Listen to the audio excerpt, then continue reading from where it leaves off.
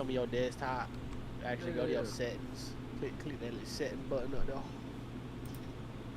Then sound or system.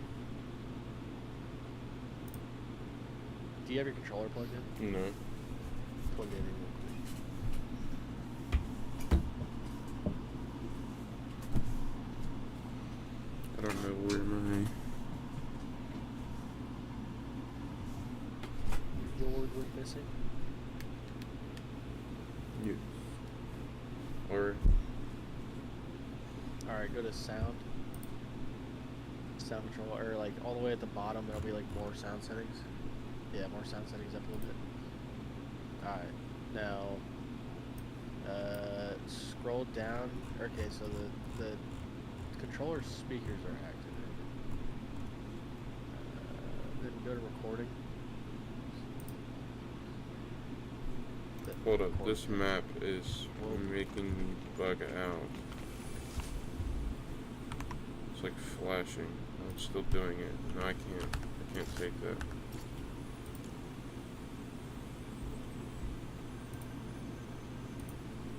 Why is it flashing like that? Alright. The recording up there. And then, okay, no, they're both activated. I don't know. Because I had, when I was at my dad's, the vibration worked fine. But then when I came home, for whatever reason, my settings where I had the mic and the speaker disabled on the controller made it to where the vibration did not work on the controller, which was really weird. But I thought we changed that at some point. And then the vibrating. The vibration, vibrating, the balls working. Yeah, something like that.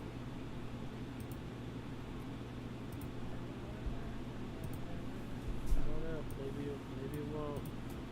Sorry to waste your time. Yeah, no, that's alright, man. Yeah, you're racist homosexual. Okay.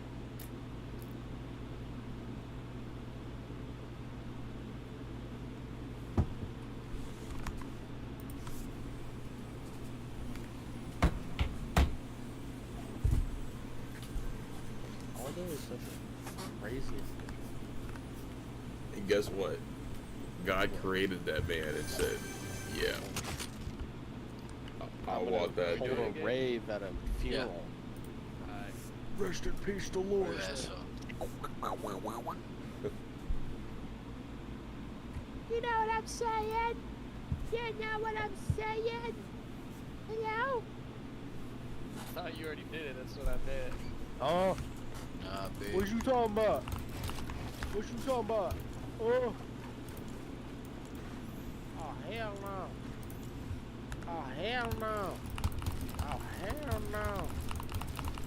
Oh, here. Oh, here. Oh, here. Oh, hell no. Come back.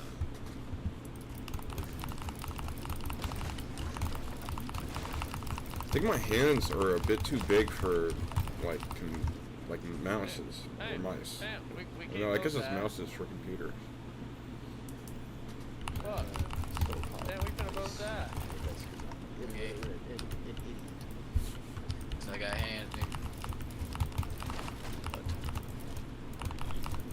I didn't know you had a dude on. Dude, Battlefield on this TV is just fucking.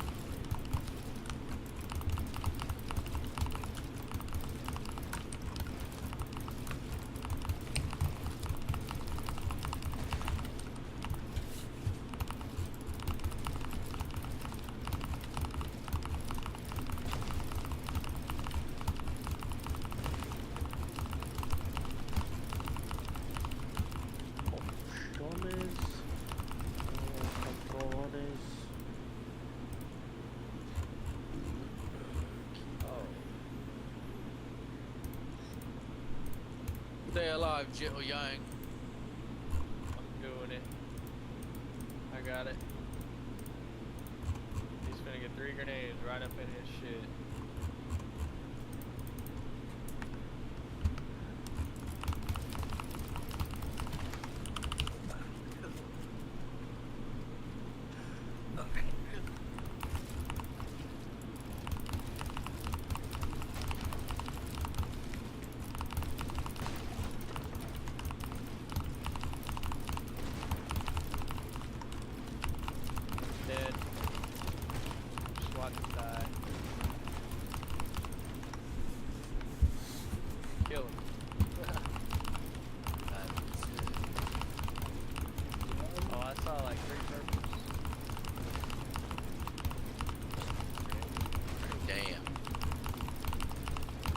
got the boomstick yet, Gage? I know he killed him like a billion trillion. I think I probably had to kill him about 40, 50 times before I got it. But mine, my kill took me about 10 seconds, so my whole run took about 10 seconds. Yeah, ours was taking like 5 minutes. 5 minutes to kill.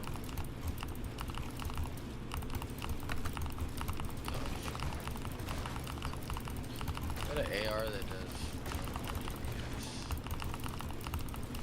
Bro, I'm not even shitting you. That entire game, I didn't use anything other than a shotgun.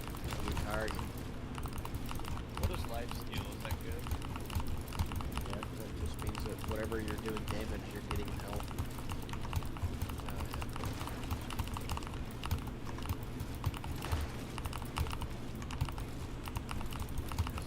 Get clicked. Oh my lord, I'm disgusting, man.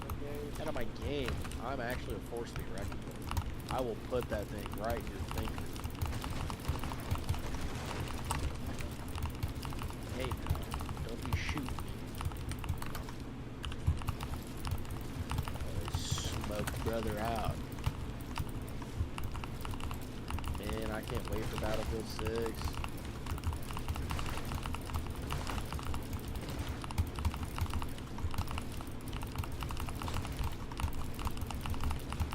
Get wrapped. Wah wah wah wah.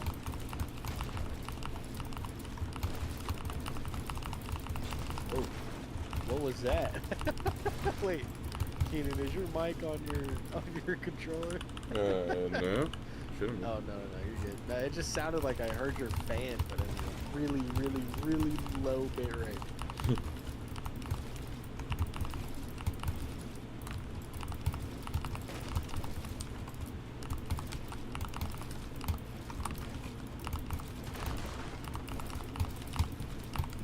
This is not a very good map for this beat. Oh shit.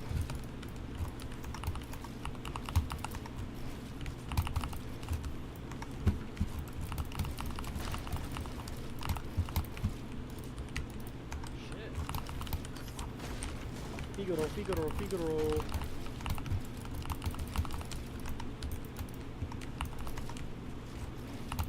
He dead and broke.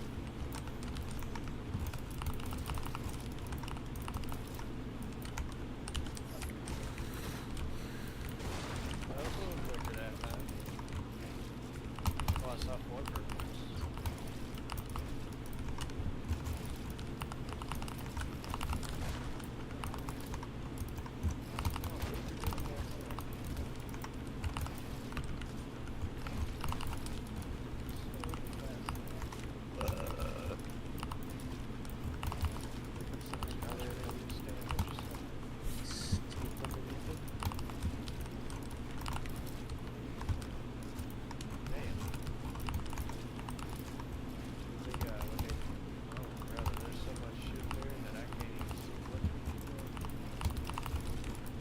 What the flip?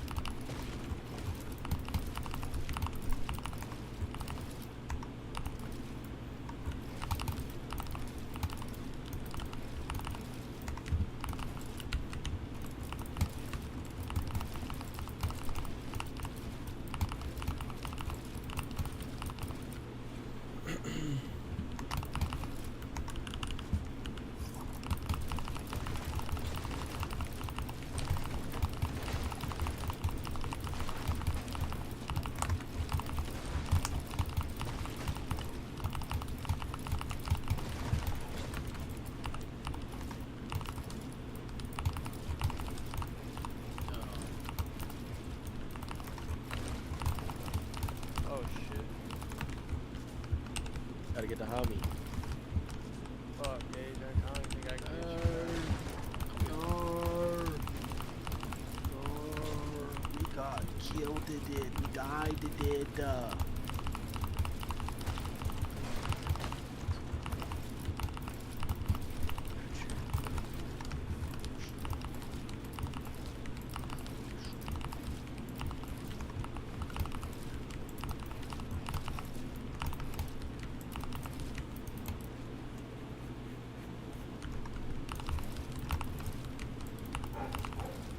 Roof.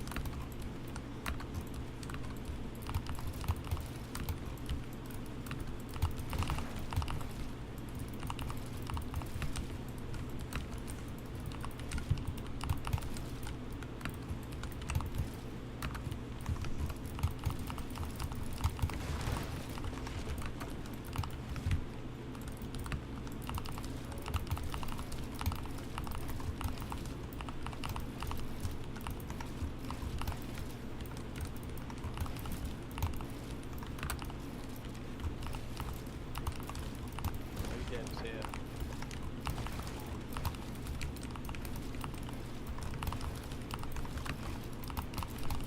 Damn. Pretty sure he dropped doo-doo loot.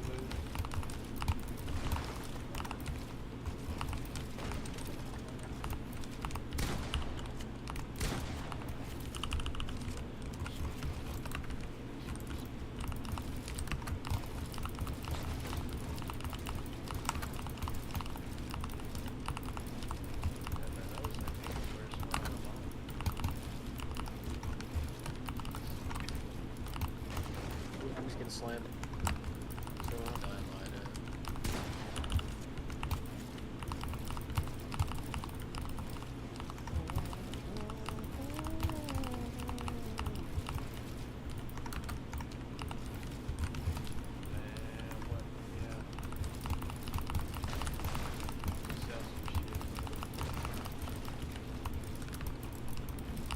bro, they just have a wrap on our spawns.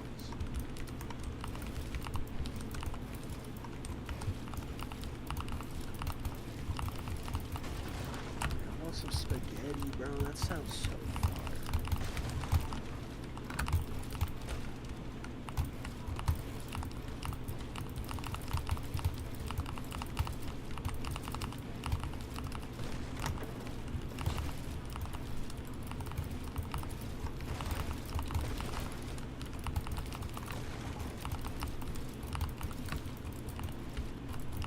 My bad, I'm trying to sell a couple of things. Alright, there we go.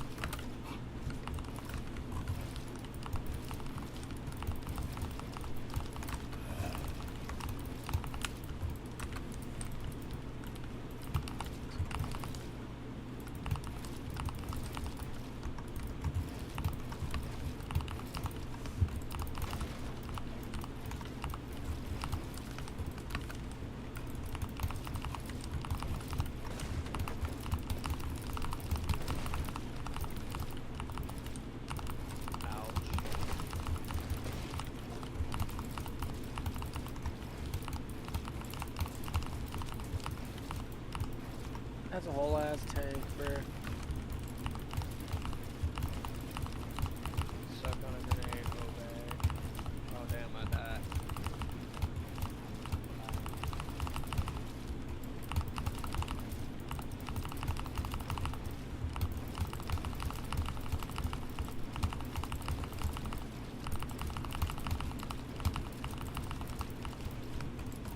Nothing crashed.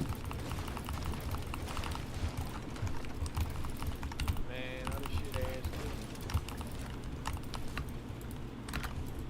Still doing it. Still doing it.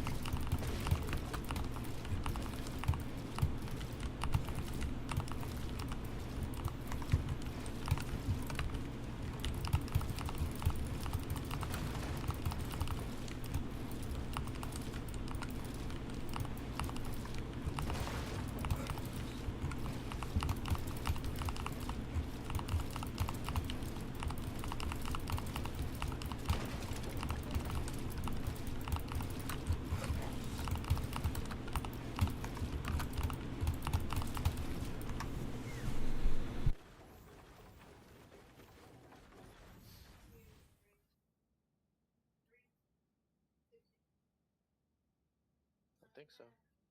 Nope.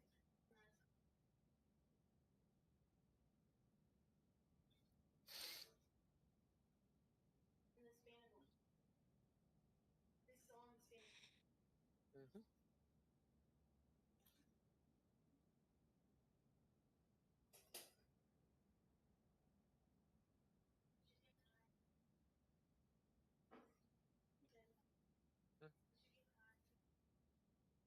No, I accidentally got something on my shirt.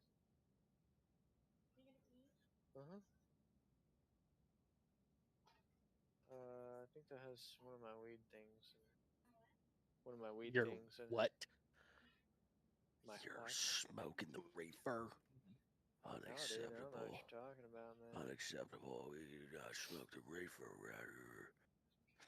That Mary Jane is not allowed. No, no, no, no, no.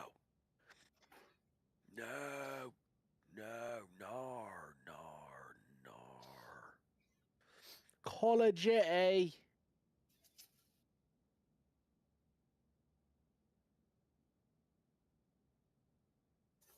Colin Jittle. Call of Jittle Yang. Thank you, baby. All in the gittle gangs and the bill stangs and the little slangs. I need to get a fork here in a second. Excuse me. You need to do what and what. You gotta poop in the far gauge. What up? What you doing? Still borderline? Shooting this stupid fucking boss in the face like it's your fucking gun. Done. Let me do it with you.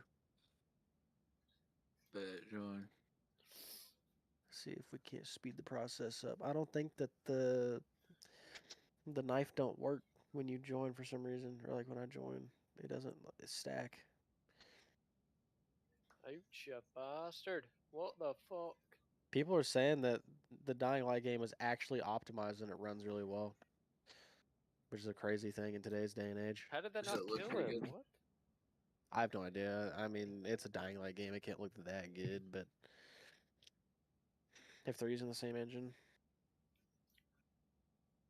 dude, I'm tired.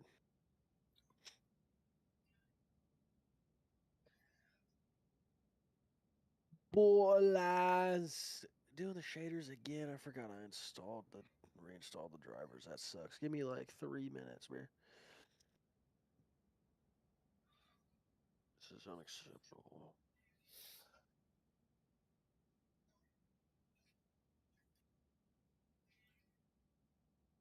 Whoa. Oh shit, I'm finna die again. Oh no, I'm not. Nope, yeah, I am.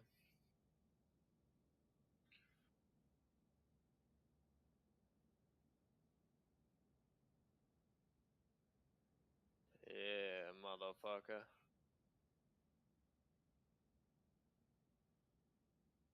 All right, there we go. Joe's. Uh, uh, uh.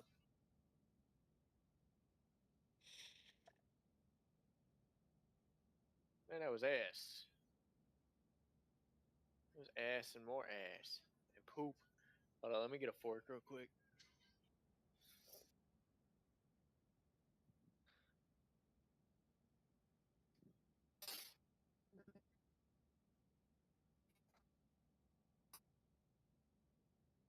Hit him with that yaw meaner and meaner's yaw.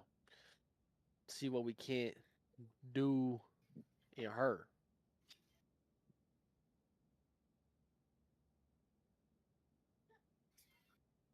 Give me good shit, game. Give him good stuff. Hold up, I gotta Hold get on, out give of me a here. second. What? Man, I was literally about to help y'all kill the boss. No, like we gotta go back to the respawn.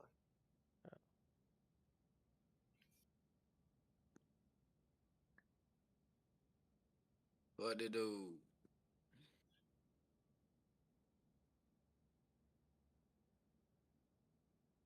Oh yeah, I do gotta go down there and do stuff. Hold on, let's see if we can't rip some stacks of dick.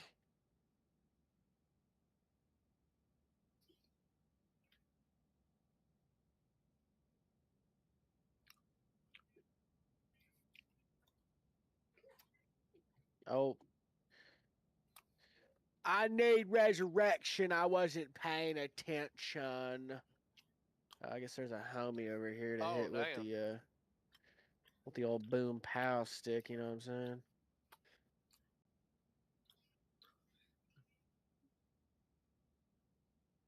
Dude, those are really bright. Oh my gosh. I need help. Was that any faster than before? That Oh, yeah. it was really slow compared to just solo runs, but No, that was way it's faster than scaling ours. it really weird.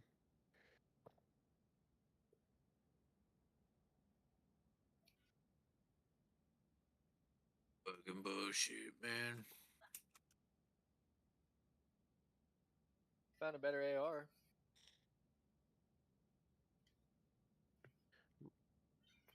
Oh yeah, Reese, I know what you're talking. I've never had that happen before. That getting stuck in the ground thing. Never had that Yep. happen. It just did it. Yeah.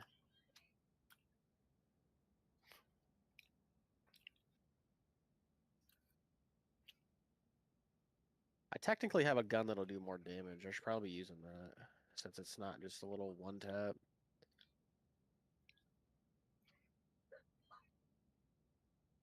Oh my goodness.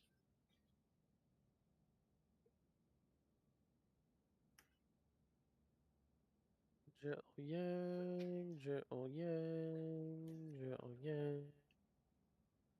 Let me use that gun. Reese, What? you want something that gives you 20% gun damage, 12% movement speed, 27% ordnance damage. The old class mod, huh?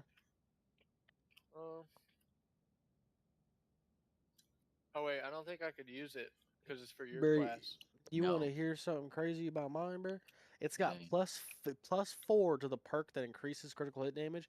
It also has plus 35% splash damage and plus 35% crit damage, bro. Damn. Crazy, crazy. Crazy. Yeah, it's called material. Or no, it's not. I'm a Yeah, I stupid. can't. It's called Oh wait, bloodletter. no, we got it. I got it. I got it. 54% of gun damage per second. And 20 stacks. So that's No. it's like 1,000%. No. No, it's not.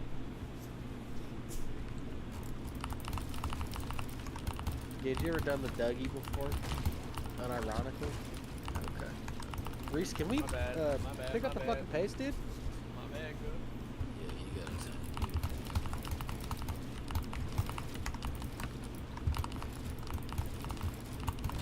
Damn it, I wasn't getting stuck in the ground until you joined finally. What the fuck? Bro, holy shit, can I move? Fucking user. Bro, nobody bought it? Now you guys are stuck in the thing. Get out. Fuck.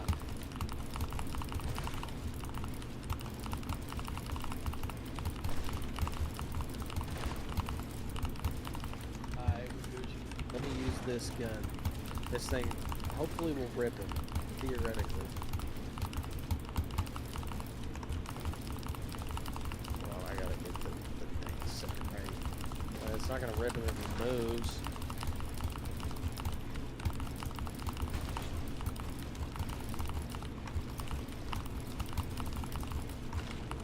It's so tame. It's really not that good. Let me try tails. Hold on. Stop doing damage real quick. I want to test it.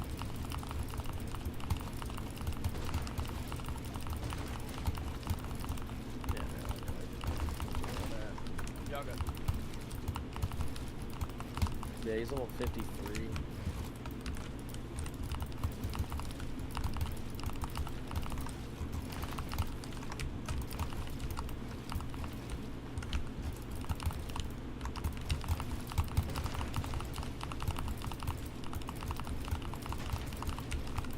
dead here.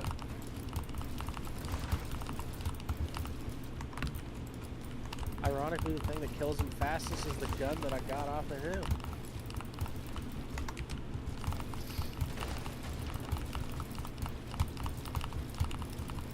Alright, you guys just run to the back room and I'll buy the boss. Back room counts as being out of the area. I just found a new cool What y'all playing? Borderlands. Border dig. On the border. Okay.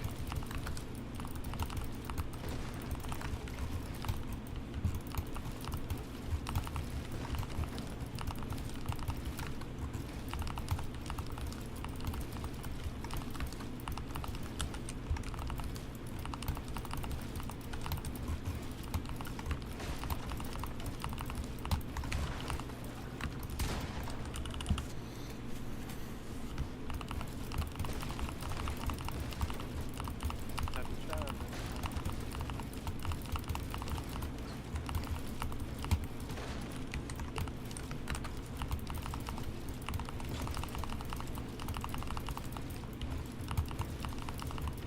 Sir, I need your big fat body to move so I can see everything.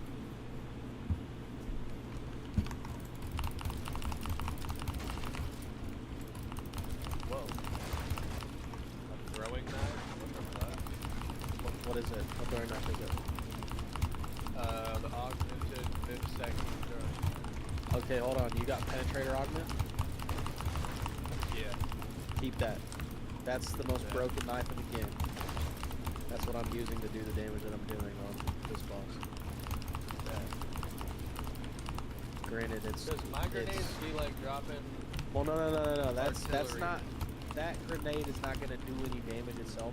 It's gonna be the damage that you do to enemies with your gun after using it. Because what it does is it makes all damage done to it, or done to the enemy that was hit with it, crits in 5 seconds. And you have theoretically 4 of them, depending on what you roll.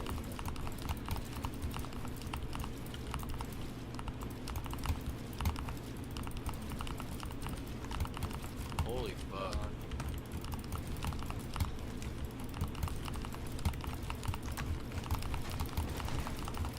Whoa, I found a shield. It's got really high shield protection. That's the only thing You about the guys- shield that I have on me is it doesn't have that much protection The rocket compared to a shield? lot of other ones. Yeah. Yeah, it'll be a bitch.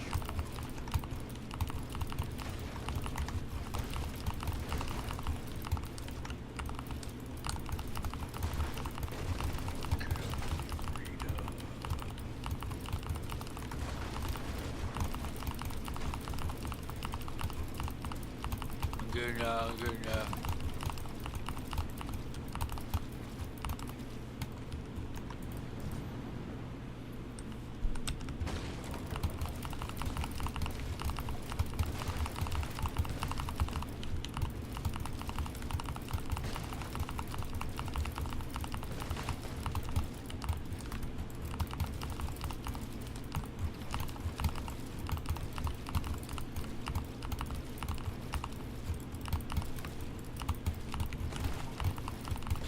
Big old fat dig. If you had it on hard mode, you'd have a 10% chance, or 10% greater chance of getting legendary. Really? Yeah, you only take 10% more damage. How we do that? Hit escape in the session settings and change it to hard. We might, Reece and I might have to reload, but It's on hard. get out of here, Reece. Stop being a Jew. I was taking a bite to eat. Yeah, that's nice.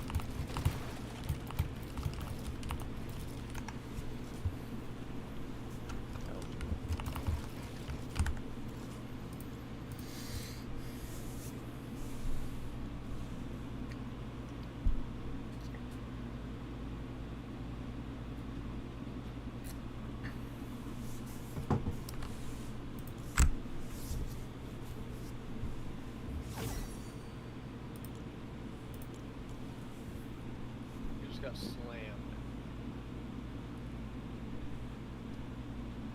You dropped some booty cheeks. For real. That made it worse. What Just the fuck? wait.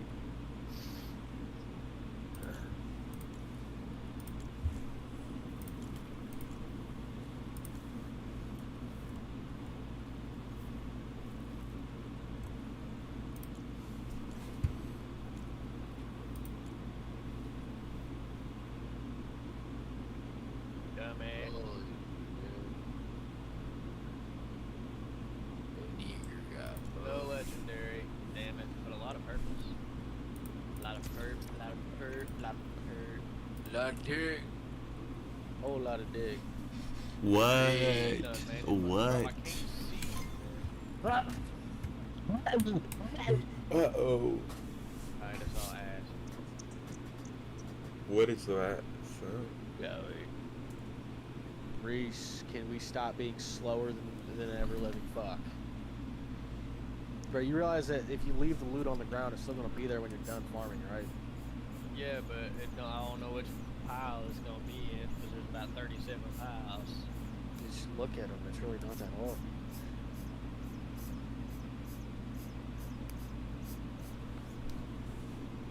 Bro's head Oh, done came off. shit.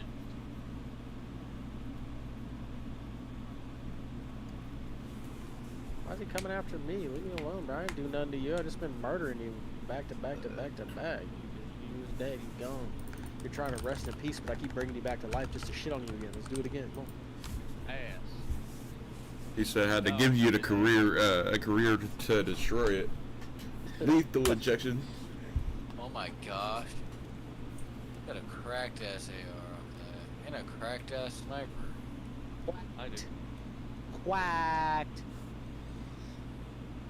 Judge. Bang. Is the singularity good? on sniper? It's the best gun in the game. I can't say it. You really look at him. is. You don't even have to shoot. You just look at him and they just die. Bro is just targeting me.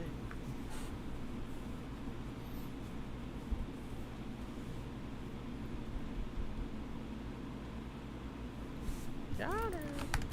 Holy fuck, you dropped crazy looking shit now. Bro.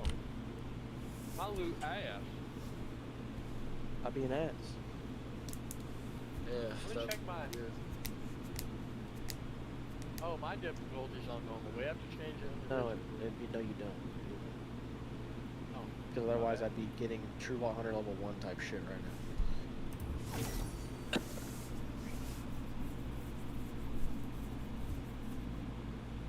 How the fuck God did I damn, I'm miss stuck in the ground again.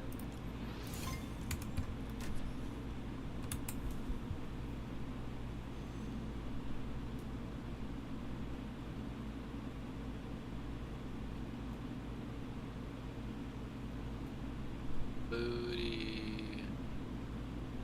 Yep. Booty.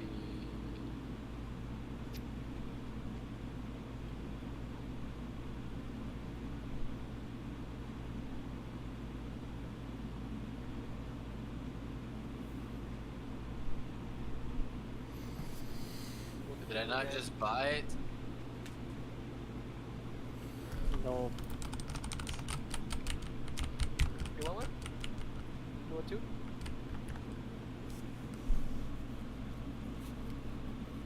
You can have the rest. Okay.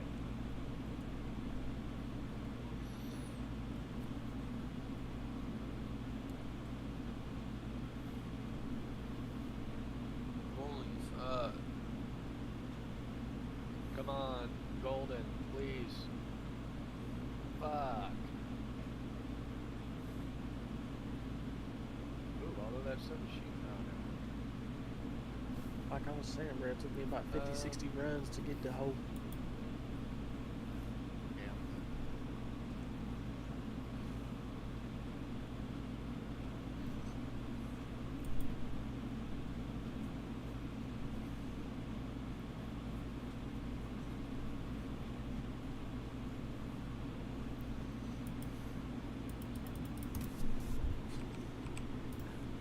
We'll kill him in my fight for Kirk.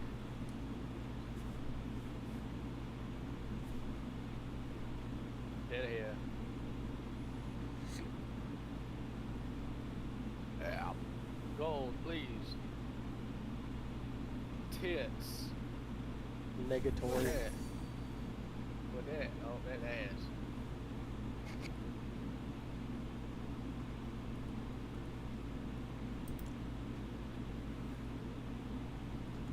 And I'm stuck in the ground again. Bro, I am so tired of that shit.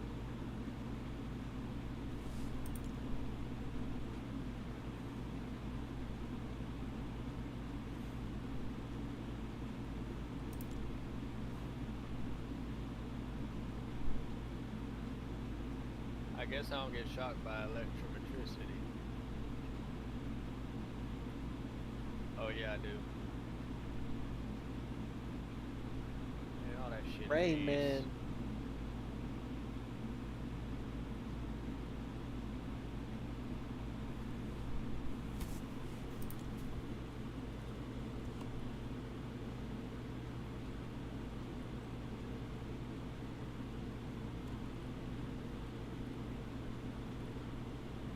Hey, motherfucker, suck on a knife.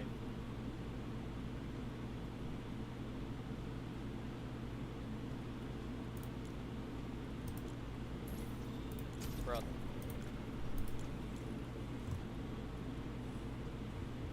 Bro, that is buns. Why is it so hard to get a decent fucking weapon?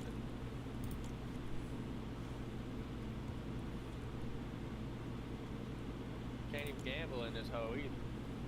Yeah, That's a that's double just whammy if you ask ridiculous. me. Shit is ridiculous. Can't even gamble, bro. What's going on? Unacceptable, frankly. What's going on, actually? Like, how do you... I yearn for the slots. A video, the fake dopamine, the wheelchair, yeah. Man, I need this big fast son of a bitch to move so I can see if there's anything worth this shit. Okay, wait. Gun critical damage, gun splash radius. Reece, if you don't get out of the fucking thing right now, I'm gonna lose my shit. Boonage, I'm finna fart on your fucking forehead.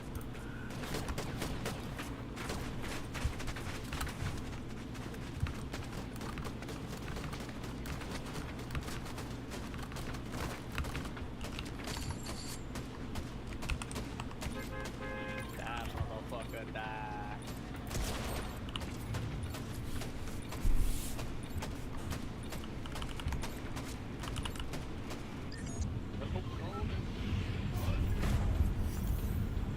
Berserker magazine. Oh, there's a golden. Charge. Why does it only do 125 damage? Yeah, it's gotta be a hot slugger, dude.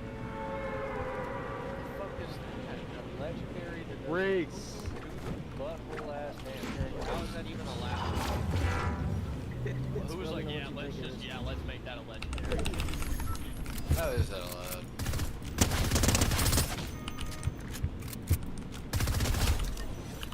Oh, I got the kaleidoscope. That's actually really good. Hold on.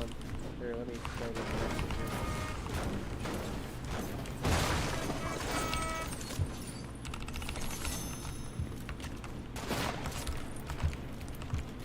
Motherfucker die. Yeah, that kaleidoscope's actually supposed to be a ripper, dude. Hold on. A brother needs a hand. Brother,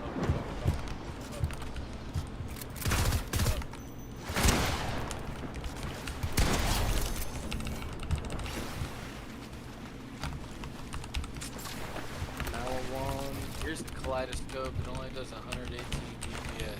That's what I'm saying. No, That's the one I kaleidoscope fucking rip. Why This is thing's it only supposed to that rip. much damage then? It's tick damage based on elemental. So that is the one that I want. No, it's not. Well, what the fuck? I want to try it out, but I'm about to use it. We'll see. I don't really have the ability to afford it, but.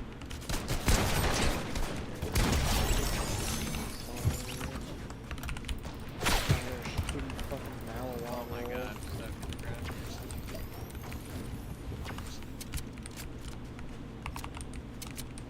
Yeah, I ain't gonna lie, this is the wrong weapon that I was thinking of. I was thinking of a different, it's different, it shoots discs. Why is this shit ass? It is really bad. That gun is extraordinarily bad.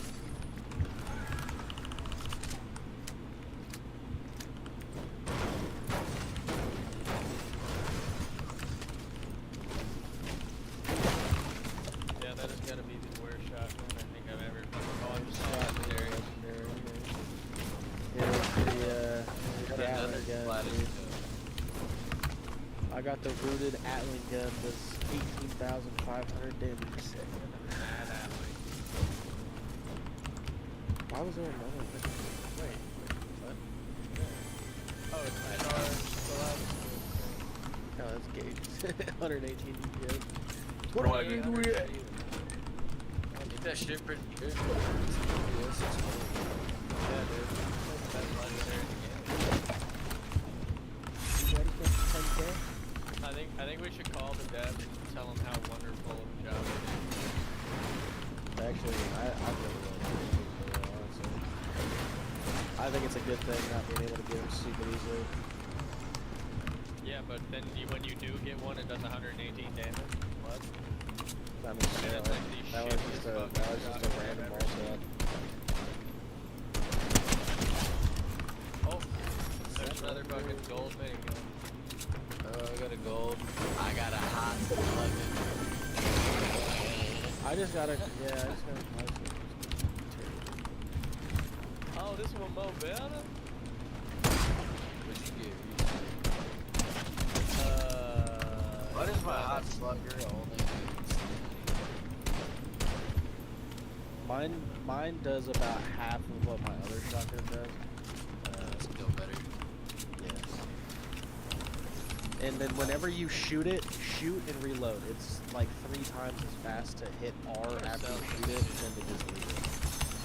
Yeah, that's probably why the DPS rate's so low.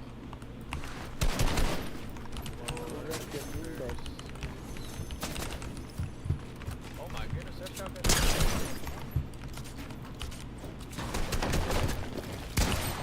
Get that piece of shit out of here.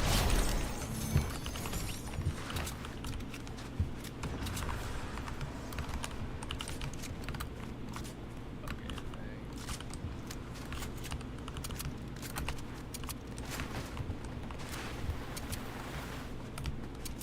Hot slug his dick off. His dick got slugged. Did you drop anything worth of shit? I already got the prime weapon. I don't even think I have it. What is it called? A hot slugger. Yeah, I definitely don't have it.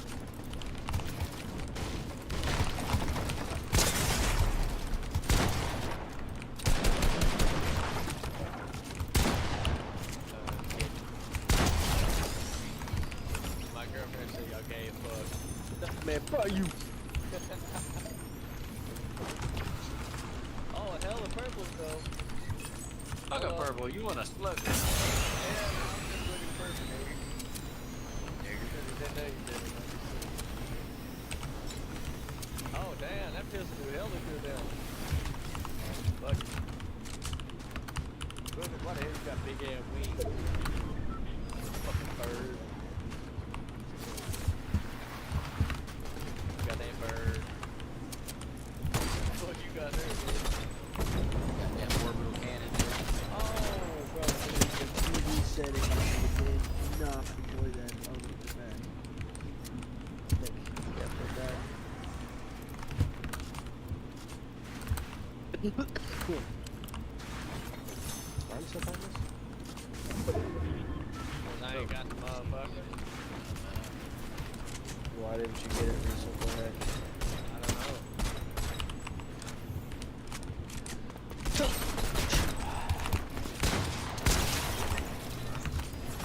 Dead fuck down there. Where's my shotgun? It's just not on my screen. Right, Oh, please give me. oh, yeah, dude, I got oh my god. Wait, I see a legendary over here. Oh, that's good. Yep. Oh, what's over here? Oh, there. Oh, what the hell? I didn't want that. So I ain't got fractured.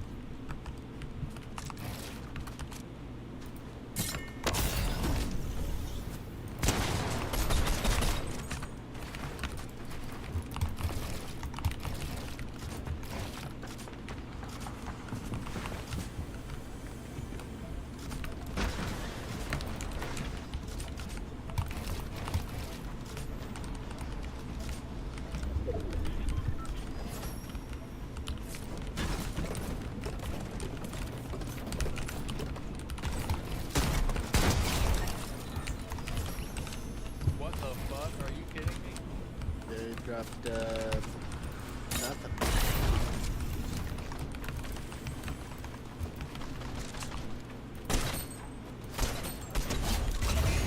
I don't know, I think I might go to bed. I'm tired. Alright. Or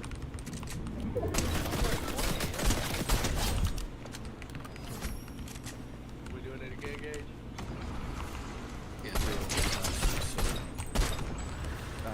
You gotta have a good night. see ya. Bang. Oh my goodness.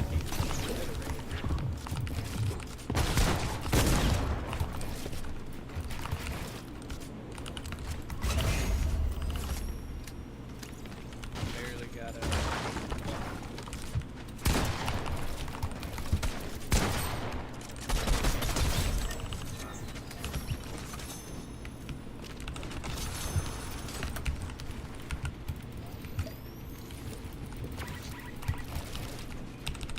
Yep, definitely a difference of honest.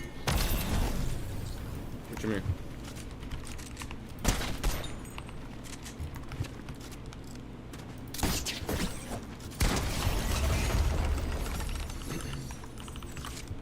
What do you mean? yeah, boss damage. Oh, Not hitting near as hard, but we're still ripping.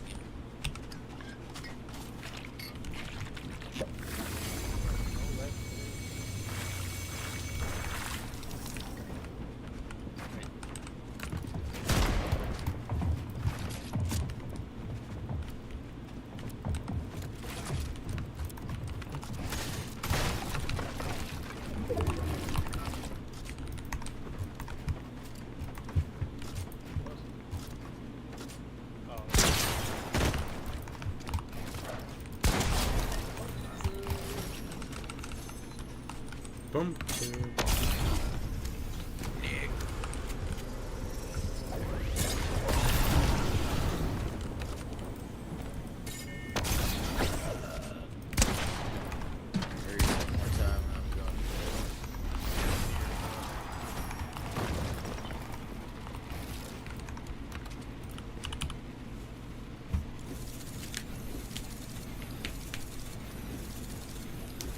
What did my ability do?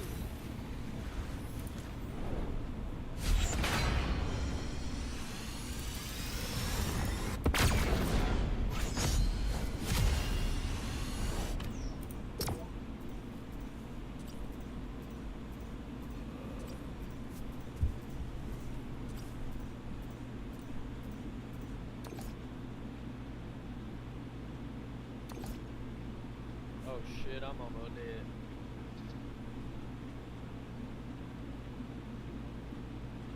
Okay, apparently bullets that come out the front of my gun just don't do shit.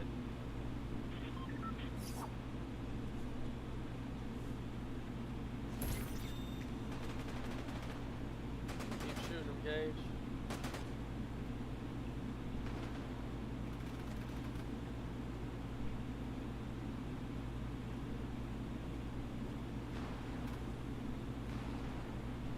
What in it?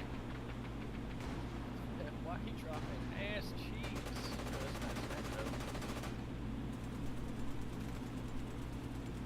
He dropping butterball ass. Alright, well, fuck it. Try again another time.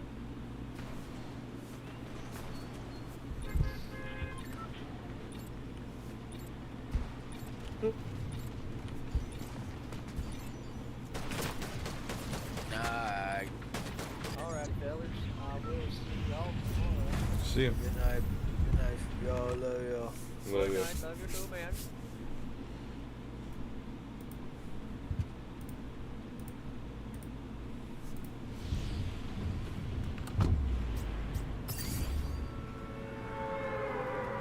Probably gonna play chess after this.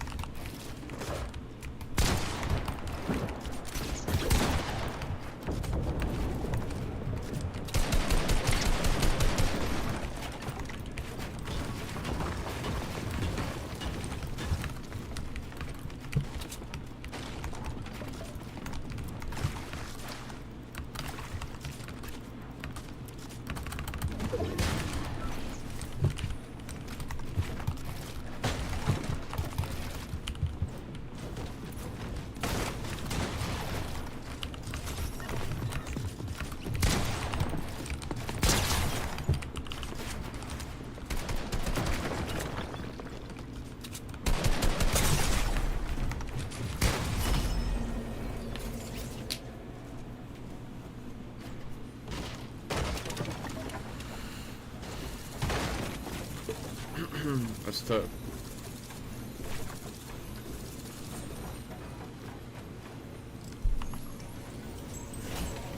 That is tough.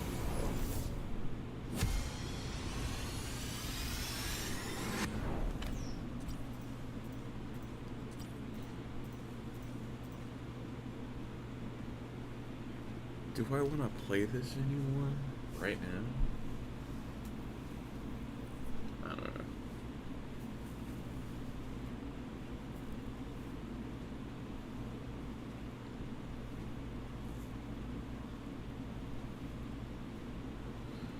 I don't know what I'm doing. What I'm doing. Let's see.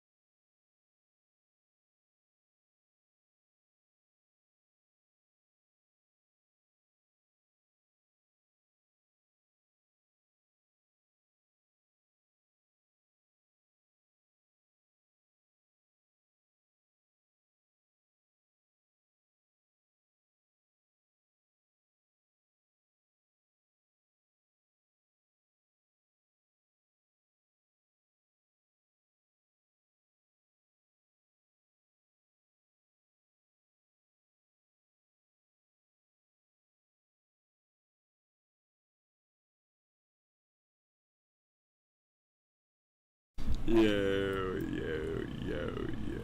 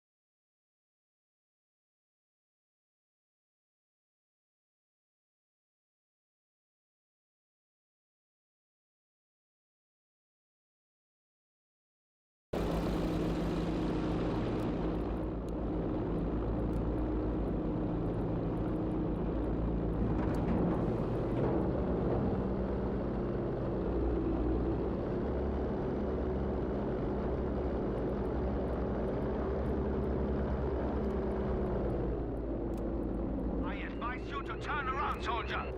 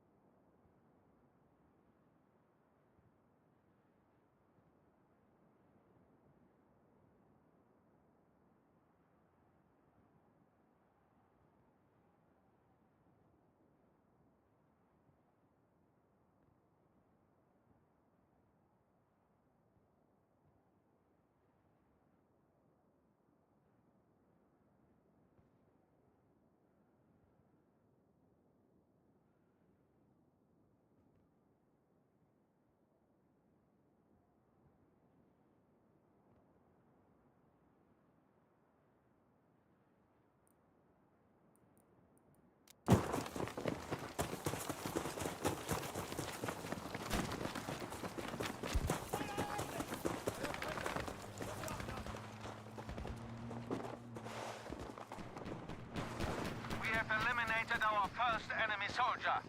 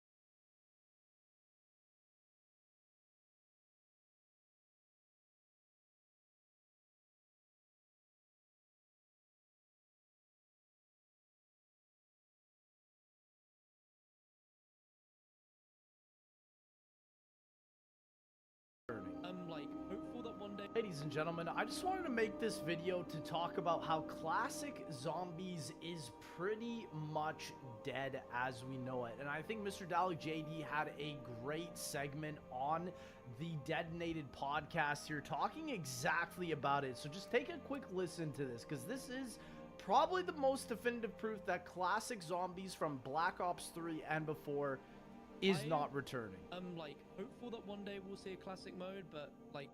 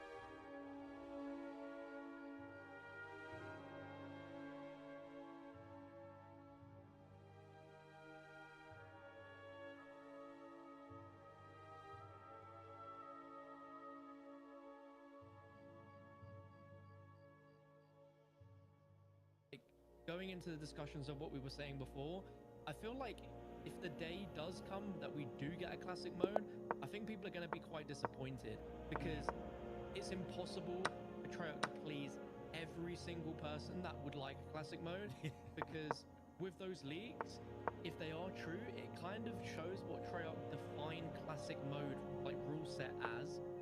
And obviously some people go, well, the point system's not changed, so how is that classic? It'd be like, Right. well, the health system isn't the same as like older zombies games, like there's still armor plates, like how is that classic? So it's like, I don't think there's a scenario where they can win. Yeah, I don't think so either. I mean, Yeah, it's Call of Duty, so they're always gonna do something. Yeah. And ladies and gentlemen, I mean, you heard it here first from Mr. Dalek JD. I wanted to talk about this because I wanted to really summarize what I believe makes classic COD Zombies. So let's talk about it here. Classic COD Zombies really boils down to a couple of mechanics that Cold War and Black Ops 6 exclude. One of them literally being just triple pack punch. I think if they just got rid of the triple pack punch system, made it back into the Black Ops 1, Black Ops 2 style where you pack punch it once and then maybe a second time for either attachments or AATs, I'm fine with that. Honestly, I was really upset that they moved AATs away from the pack punch machine in Black Ops 6, but I genuinely think moving it to the arsenal wasn't even that bad of an idea. I think the biggest issue is that it costs over 70,000 points, I believe, to get each gun triple pack-a-punch, and that's kind of insane. It's 50,000 actually, so that is just absurd in and of itself, and nobody wants to pack-a-punch a weapon 3 times to spend 50k on it. That takes a whole game basically for someone to make with inside that game. So that's number 1, to remove triple pack-a-punch. Number 2 for me is to remove plating. Now, when I say plating, I don't actually mean armor, just because I'm pretty much certain by what Mr. Dalek JD said is we're bound to have Warzone mechanics for the rest of Call of Duty's life cycle because of the success of what we've seen from other Black Ops 6 Zombies maps, like Liberty Falls supposedly being the most played Zombies map ever. And so what I think is better, honestly, is if you guys remember back in the Black Ops Cold War armor system, it was so much easier because you never had to manually plate and basically animation cancel all of your other stuff, like with your gun shooting and your reloading and whatnot. Basically, all it did is you'd pick up the armor plate in Cold War and it would automatically attach it to you. And I genuinely think that is the greatest way for them to include armor into the game, is basically if they're forced to add it in, which in my opinion, armor is just not COD. It's just not COD Zombies even. If they're forced to add it in, just keep it like Black Ops Cold War. You know, I think the manual plating mechanic is probably one of the dumbest things they added into BO6. And then on top of that, we have rarities. For me, straight up just remove rarities. I find rarities to be so distracting because a lot of the times you don't even care about the gun that you have. You just care if it's the highest rarity or not. And I think that completely goes against the philosophy of COD Zombies. And lastly, on top of rarities, for me, the greatest thing that they could remove also from COD Zombies is loadouts, because the mystery box is so useless in Black Ops Cold War and BO6. Nobody's hitting it outside of using the wonder bar for getting the wonder weapons, and then that is literally it. And the thing is you can't use that same complaint of just don't use it, because this is literally all based within the mechanics. There's a meta in COD Zombies now because of the way that the game is made with the rarities, with the weapons. And so ultimately, in my opinion, what would make a classic Zombies mode is removing all 4 of those things. Removing plating, removing the triple pap, removing rarities, and then lastly removing loadouts. If all 4 of those are gone, I think that will be the closest that we will ever get to a classic Zombies mode. Now, I don't think they need to actually fiddle with the point system. I think Black Ops 6 did a great change with the point system. The inherent system wasn't changed itself, but Vulture was added into the game that gives you a lot more points, as well as double tap, which also allows you to take out the zombies faster, which give you just so many more points. And so I think that is a fine change. I was a bigger advocate of bringing back the OG point system. I definitely still prefer it, but to be honest, they have found a remedy for that. But the things they have not found a remedy for is the major aspects of the game being base gun damage. It just seems like every single time you play these newer modern zombie games, you're just rushing to get the wonder weapon as fast as you can. You're never getting a wall weapon because of the loadouts. You're never getting the mystery box outside of the wonder bar gobblegum for wonder weapons. And listen, I know a lot of people also think that gobblegum ruins the classic mode progression, but at least with gobblegum you can run like whimsicals, or you can run some really low tier rarity gobblegums or classics or whatever. There's always a way to mitigate that. It's just there's certain instances in the modern COD Zombies mechanics that they cannot get rid of. And honestly, this is all coming from the recent classic zombie mode leaks coming for BO7 because of the massive backlash that Black Ops 7 has gotten recently on its launch trailer. Now, do I think they're actually going to do this? Honestly, I think they put this in the game files purposely just in case something like this were to happen, because this was in Black Ops 6, and yet Black Ops 6, as of right now, Season 5, does not have a classic mode. And so unless Season 6 adds it, you're probably also not going to be getting it for BO7. And you have to think about it. Our first map is going to be a transit-styled map. And I don't think the way for a lot of people to fix transit is to add the Warzone mechanics to make it even more laborious and tedious. I mean, one of the mechanics they've already stated is that you're going to be driving around a wonder vehicle that has the pack-a-punch on it. And to me, that basically shows that you're going to be using this vehicle 24/7 to basically camp next to it to get to the tier 3 map. And honestly, I hope there's just, if they don't swap a lot of this stuff back to the classic mode, at least make it look different.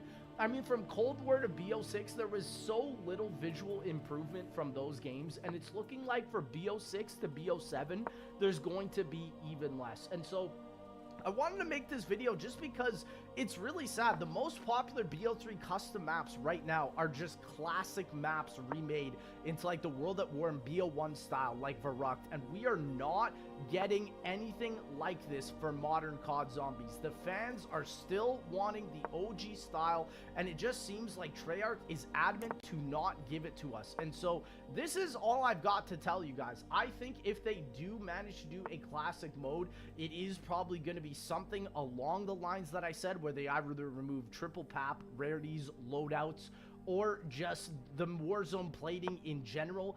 But it might not be all four. It might only be one of these things. And I really hope Treyarch watch this video, because there's going to be a lot of people that buy Black Ops 7 that are going to be extremely upset when they figure out that the game is not actually what it was advertised to be, which is really a Black Ops 2 zombie sequel, especially with Gobblegum already being in the game. Ladies and gentlemen, it definitely does seem like classic Zombies is dead and not returning potentially ever. So I did hope you guys enjoyed this video. Let me know what you guys think about classic Zombies basically confirmed being dead at this point, because to be honest, this is tragic news for the majority of zombie players.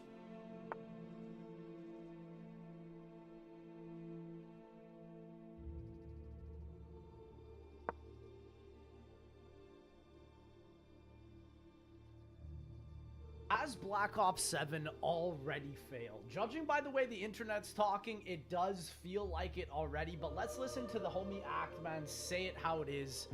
Black Ops 7, creatively exhausting. Let's hear it. Oh my God. Nicki freaking Minaj. It's time to wake up. It's time to wake up. It's time. This is how Black Ops feels. It's a bad dream, man.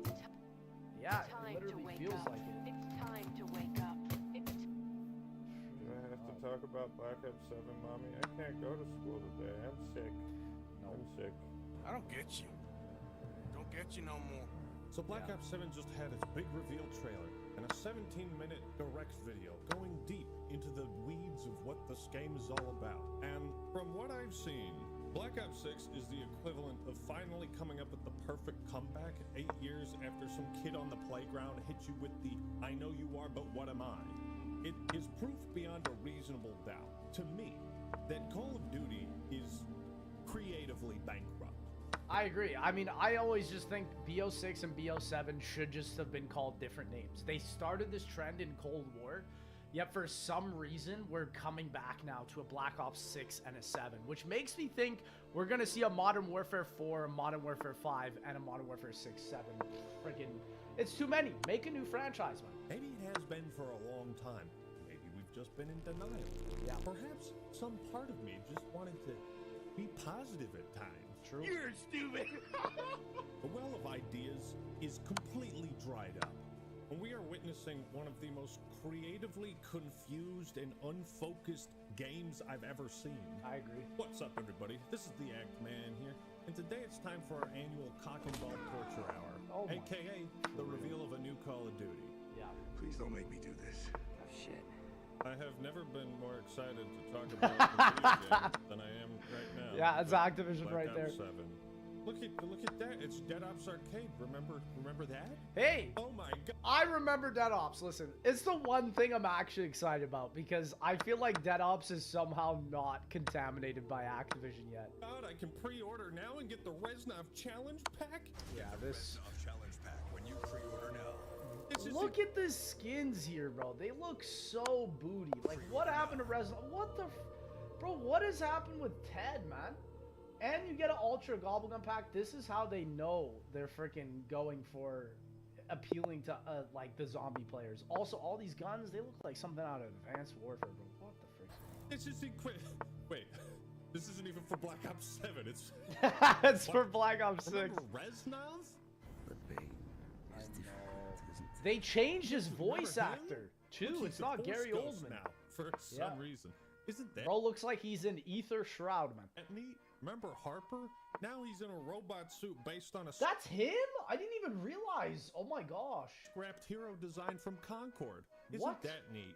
I want to die. Now I am going to What the frick are they reserve doing? ultimate judgment until I'm able to play the game myself. True. But if what I continue to see is like so uninteresting that I don't even want to play it, it's like a Vanguard situation. Vanguard, worst Call of Duty.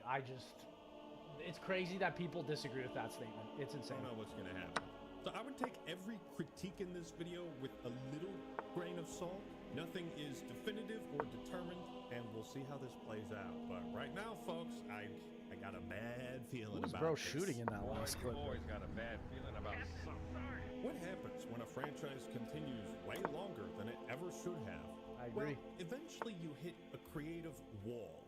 It's a wall you can run on, but it doesn't really take you anywhere. It just kind of provides this illusion that you are moving somewhere. For Call of Funny analogy, because Black Ops 3 for most players was like the last great COD game as well. Duty, it's like there's an invisible barrier preventing this series from doing anything truly revolutionary or Yeah. innovative with the IP. And it's also incapable of achieving its former glory.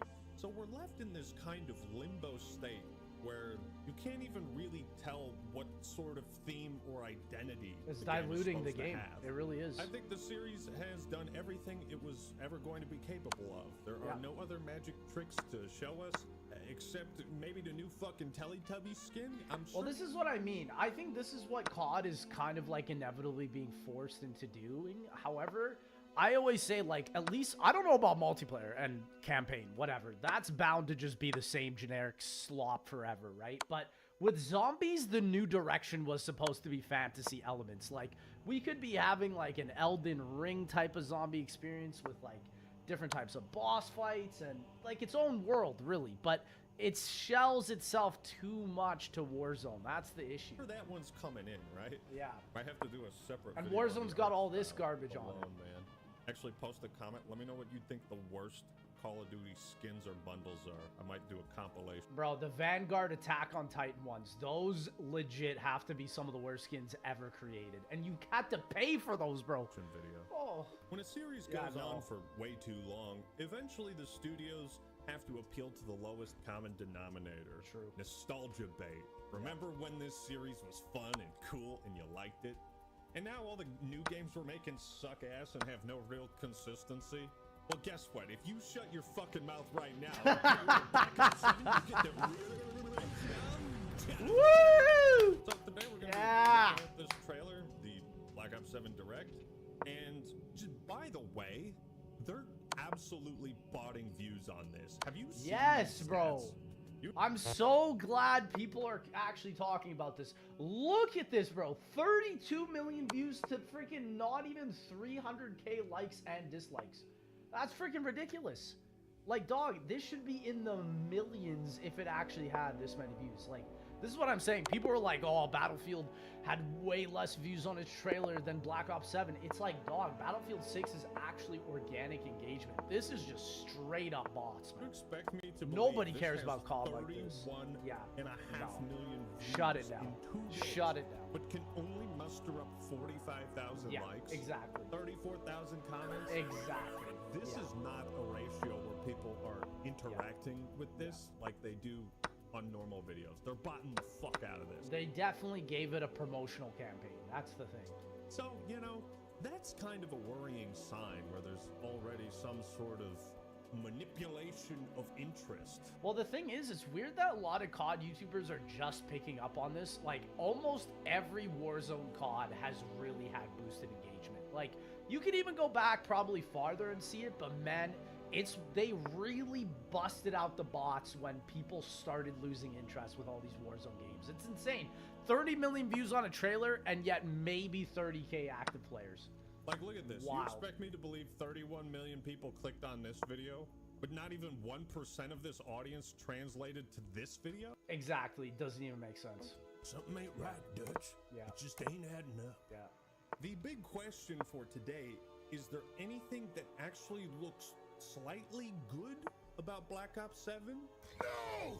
Why does this game feel like it's doing free advertising for Battlefield 6? Legit. Let's find out. Legit, dude, the comments are... Real quick, though, I don't want to throw shade insane. at any of the devs that appeared in this direct. I love how we put on Kevin Drew. That's freaking funny. We're here to criticize the product that's being shown. True. You know the rules. Just don't be a dick to people.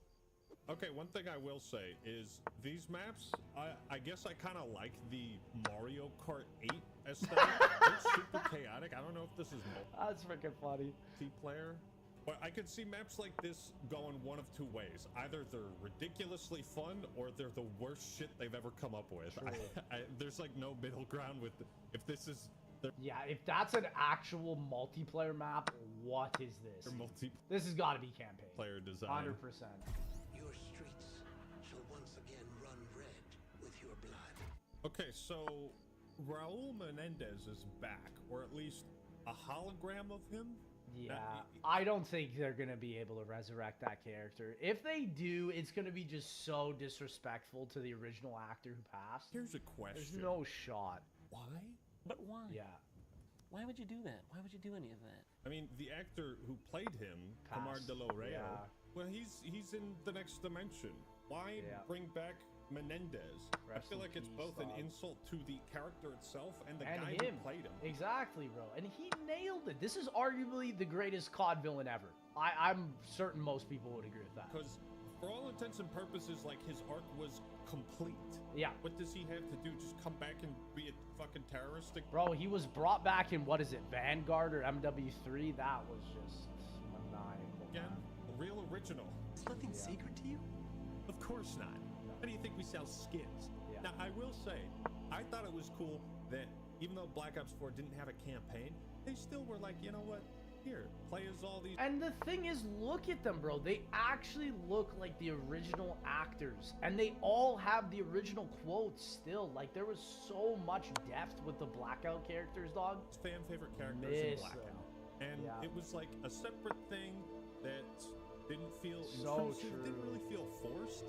This does. This feels like we can't come up with a compelling villain on our own. So what's in the recycle bin? Oh, it's Menendez. Yeah. Menendez? Wait. I thought I spared your life, ending the perpetual cycle of violence and revenge that was the entire point of Black Ops 2's story. Yeah. And the character arc that I, David Mason, overcame. I thought you were arrested and charged with war crimes.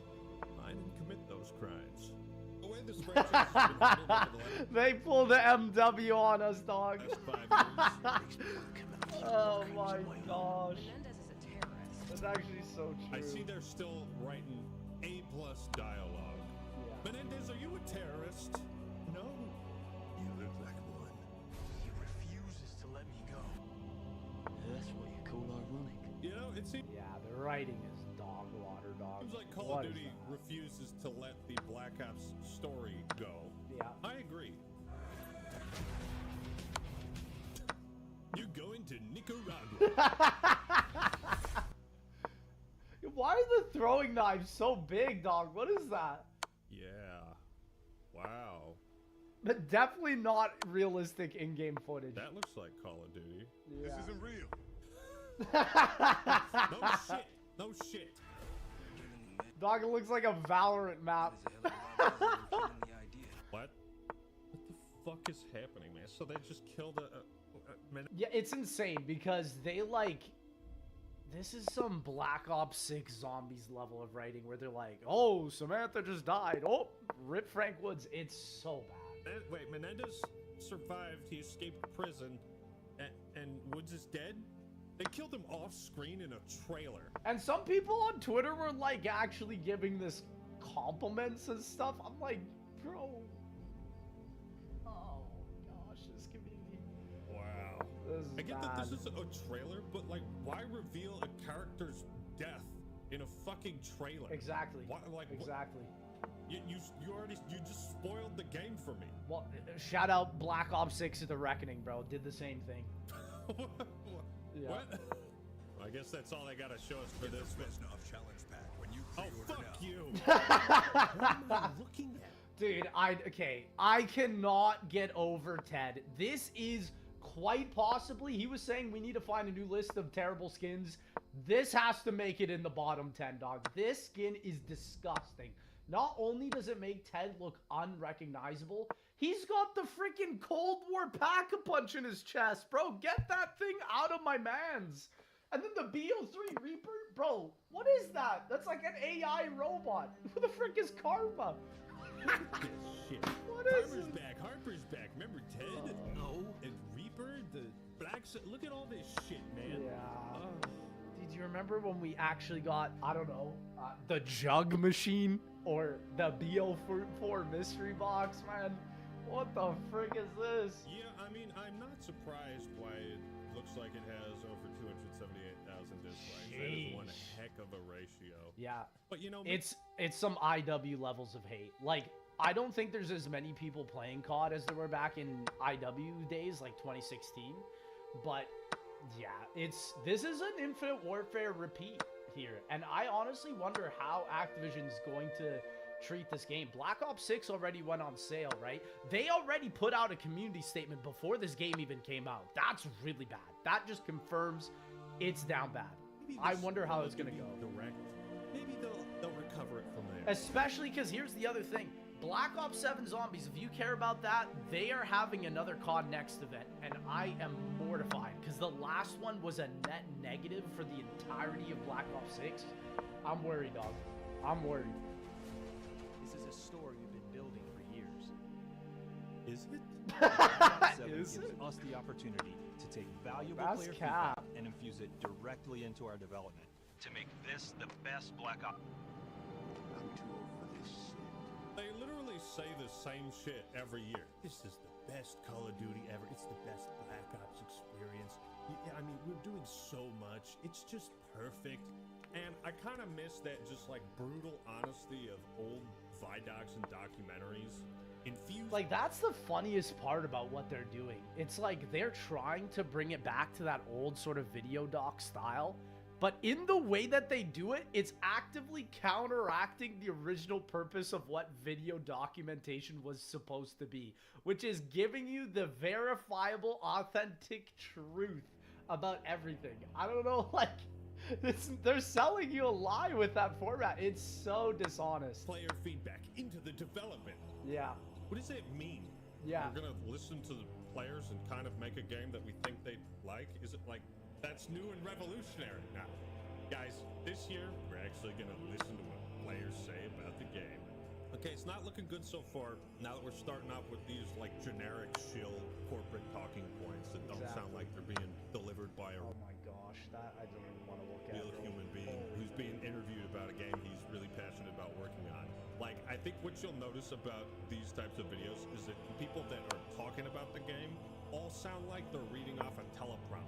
That's the problem, bro. It's going against the actual purpose of what it was supposed to be for. When you listen to the OG ones, even back in like Black Ops 3, man, Blundell's just spitting. That's why he's like medieval castles, right? That's why that became a meme, because he's talking off the dome, man. I miss that. Now it's just, this is fake, bro. I don't want to hear you read a script, man. It gives us really like unnatural corporate soulless vibe. Exactly. Such a great point. Play solo in a fresh and innovative co-op campaign. Okay, co-op campaign. I like that idea. It's Warzone-ified though, dog. From the start, our goal was to tell a story that could stand on its own, while also honoring the legacy of the series. What? That doesn't make any fucking sense! It doesn't. Clearly you're not honoring the legacy of the guy who played Raul Menendez because you just revived his character for no reason. This is if they wanted to do this, the best way, honestly, is to start a new franchise.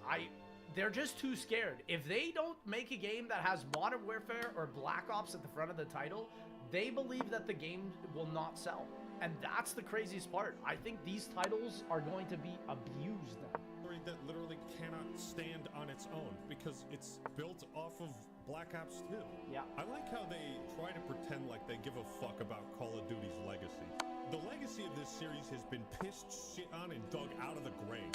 There's no legacy left to honor. Fucking Teletubbies and Hank Hill and American Dad and that's the saddest thing. This is what Black Ops 6 is known for. Black Ops 6 is legit known for just ruining the legacy of the original series. It's so freaking sad. There's no honor or respect left. Yeah. How can a game stand on its own if it has to reconnect to a 13-year-old entry in the series? Yeah. This is the biggest problem I have. It's like, you should have just done this for Black Ops 3. I don't know why you didn't. This is what I talk about when I say... Shout out Blundell for that, though. That was Blundell's fault, regardless. I think he wanted to push things into the really far future. But I agree. This game, honestly, you know what would have been better? If Infinite Warfare didn't be like, oh, let's take it even farther out to the future. But instead they said, yo, let's actually make a sequel now to BO2. You know, that's so true. Creative bankruptcy. Like, this is how far back they have to go for any sort of, like, inspiration or ideas. They just have to recycle the plot of Black Ops 2. And probably, as we saw with Modern Warfare 2 and 3, end up making just a much worse version of it. I think that's where we're headed. Yeah. Let's say we wrap this shit up real quick today, okay? I need to hit the beach and work on my tan. Okay, I'm not gonna lie. That was a good line. Harper might be the only thing I like about this game. Shout out my sounds like homie he's Merle, too man. old for this shit and wants to retire on a beach somewhere. But, so I played Black Ops 2, and in the best ending, Harper fucking dies. True. So, what this director's doing is canonizing the ending of Black Ops 2.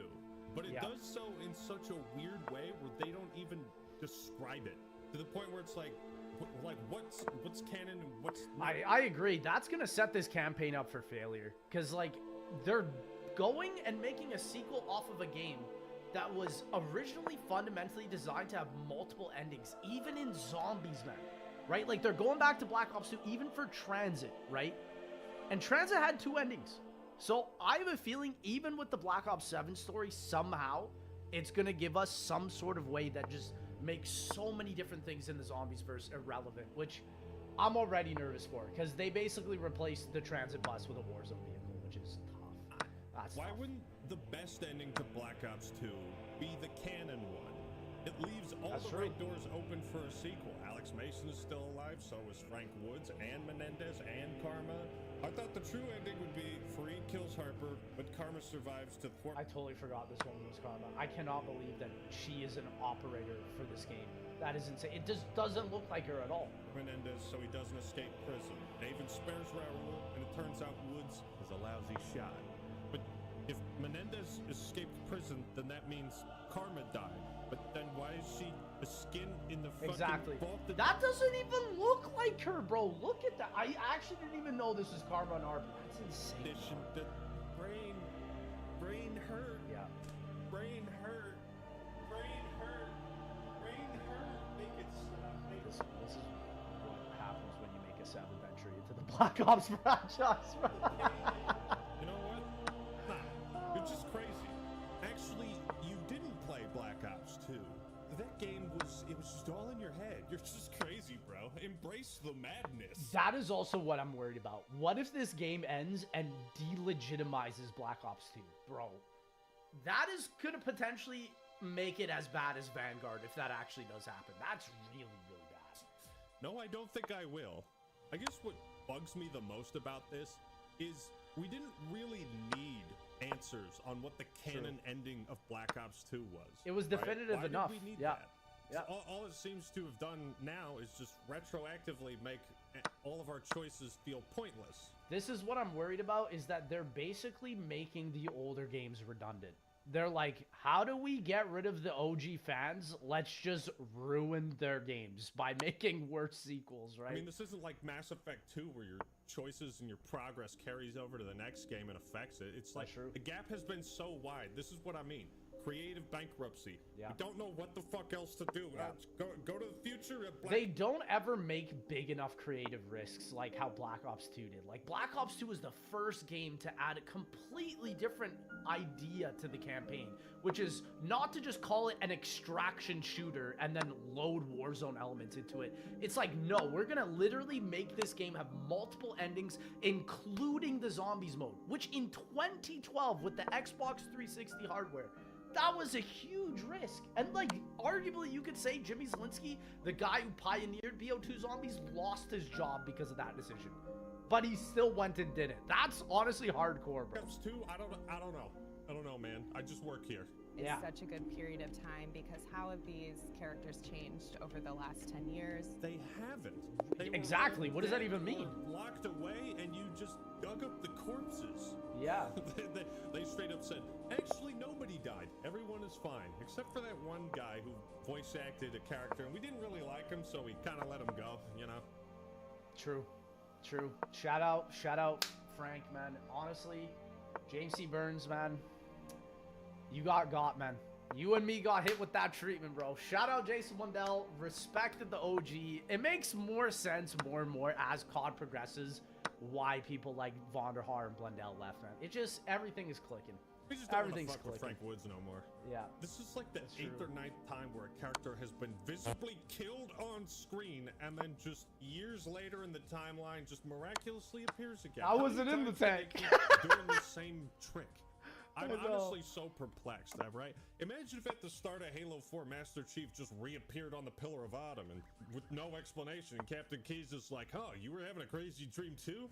Yeah, that's COD. That's literally COD storytelling. This is why nobody gets invested in COD anymore. It's because they pull stuff out of their butt 24/7 and be like, oh, here it is. Everyone's like, what? You know, some people are probably going to be saying, oh, Act-Man, you're getting all autistic about this. Campaign's really not a big deal. I'm sorry, but my suspension of disbelief has been shattered about 15 times already, and we're not even 2 minutes into this. At the end of Black Ops 2, Raul Menendez was seemingly killed. Do I have to watch this? Dog, they didn't. See, I didn't even see the official direct, bro. This is insane. What do you mean? Oh my gosh. Did we shoot him or not? There's really only 2 choices. What do you mean seemingly killed? Bro, the writing is gonna be dog water. Like, this is actually what's happened with Black Ops 7, right? They've literally written themselves into a corner with the Reckoning. There's no way they're gonna be able to make something satisfying with Black Ops 7, especially bringing back the premise characters. Like, dog, plus the campaign. I think Black Ops 7 has the shot to potentially be the worst written story in the entirety of Call of Duty's franchise. It could be that bad. Are they doing the my brain wasn't in my skull shit again? What are... Yeah, Raul Menendez was seemingly killed. Seemingly killed. Seemingly killed. Seemingly killed. Seemingly killed. Seemingly killed. I feel bad for that guy. He read that script and he was like, what the... Seemingly killed. I can't. That's Somehow insane. Menendez returned. Are you for real right now? in 2035, he's back with a mysterious video threatening to burn the world down in 3 days. Okay, yes. This has got to be a hologram or something. And then at the end, it's just going to be like, oh, it was all a dream, JK. So just sounds like the plot of Black Ops 2 all over again. Literally. Fantastic. In response to this imminent threat, the Guild, a global tech conglomerate, has stepped in to offer protection where governments and nations have failed. Might as well rip the plot of Advanced Warfare 1. Exactly, bro. It legit sounds like they're making a continuation from AW. Oh, we're at it. What else do we got? Come on, fuck it. Is there anything from, I don't know, the Big Red One? Can we sell Big Red One? They uncover a weapon engineered to turn fear into an instrument of war. Every fucking Call of Duty for the last, like, 8 years. Missiles. The plot has been stop the gas or stop the missiles. And we get nothing else. We get gas or missiles. It's your two choices. Where are the missiles? Tony's got their own missiles. No missiles inside. Missiles. That's one missile gone. Two missiles. How do people like this writing? Legit. It is actually insane. Was I exposed to this drug? I could have sworn in last year's Call of Duty, they did this exact same thing. How is this game somehow rehashing last year's Call of Duty? I mean, you want to talk about creative bankruptcy? Wow. What is up with Call of Duty's obsession with the sort of like psychological, what you're seeing isn't real type of story? It's because it's the only way they can market something new that hasn't been done, right? And that's the issue. That's why I believe Call of Duty's future, they have to take a risk. And actually, if they want this franchise to continue, they need to reinvent themselves. That's the only way. They're trying to with Fortnite and their microtransaction model, but the game's core identity is still the same. You guys remember it'll never work. Black Ops? It wasn't about like what you're seeing isn't real. It was your character has been brainwashed and he's hallucinating. Yeah. But the hallucinations were never meant to pull you out of the story and be like, oh, that's not real. It was supposed to build up to the big twist at the end. I blame Black Ops 3 for this, to be honest. The campaign was like, oh, fake out. This wasn't real. This was a simulation. It's like, yeah, now that that's fully infiltrated the COD story, you get these cooked. little breadcrumbs of like, something isn't quite right. Yeah. Black Ops 2, the psychological aspect was direct. It wasn't like you're seeing shit that ain't there. It was like, there's this guy, he's manipulating you, he's trying to make David Mason a hate-filled, revenge-seeking asshole, just like he is. Yeah. And then Black Ops 3 is like, you're in a frozen forest. Techno Wonderland. Yeah, this was... I'm going to just say something. It was funny because Blundell has basically confirmed that the way that he made this campaign is by picking cards out of a hat. I'm not even joking.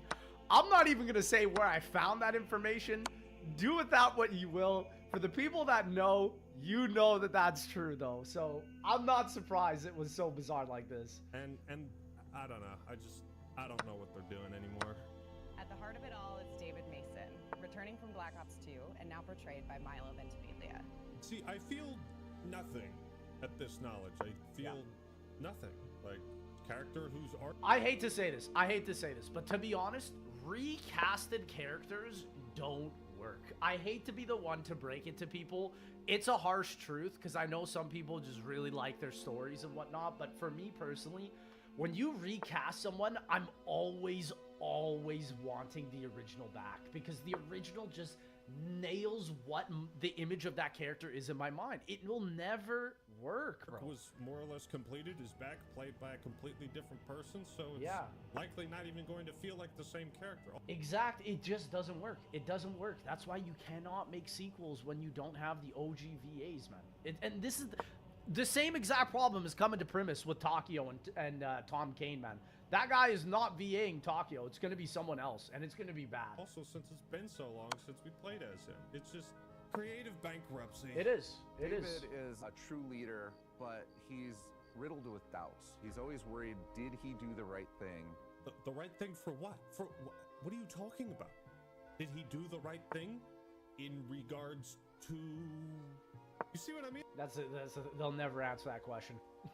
You bring up that question to them, they'll be like, what are you talking about? Like, I don't even know what I'm watching. It's so hard to make sense of this. I feel like I'm a fucking idiot right now. I know, and it's like, dog, I've played all the Black Ops games. I've literally played the campaigns. Why am I so out of it here, you know? 50-50 is one of our new characters. 50-50? What kind of name is that? We gonna add Ocho Cinco into this game too? She's pretty amazing. She's Samoan. Just a friendly tip for any aspiring writers out there. If you're presenting a new character to an audience as part of an established franchise, you probably don't want to pick their race or where they're from as the first thing you say about them. Actman, I love you because you know what? This man is going to get hate for that opinion. But you know what? I got to stand on him here and say, you know what? The truth is always king. If you are not delivering the truth, you are delivering a lie. And that is something that I will always stand up for about. So Actman, respect. Respect, man. Because listen, for anybody that actually loves a story for its story, it's not about those things, right? The actual story's fundamental comes from the character, the inner side. That's the whole point of a story. How do you get someone's inner properties to come out, right? Actman, well done, man. Respect. Starts to give COD Vanguard vibes, you know what I mean? Respect. Like, imagine if I started a story and I was like, yeah, so this one time I met a guy and he was black, right? They're like, very true. Very true. That's a great way to explain it to people because I don't even need to say anything. It's just a great way to explain it to people. Well done, Actman. Respect. why did you feel the need to mention that Respect. at the start of the story? Yeah. Where is this going? Yeah. It indicates to me that if you immediately start talking about someone's like nationality, maybe the other parts of her character are not strong enough to hold up on their own. She is willing to get some of her limbs replaced with bionic limb replacements. Another thing is maybe let the character speak for themselves instead of just describing their backstory, because that's really, really boring. Think of how awkward it would have been if Bungie was like, and let's look at Noble Team.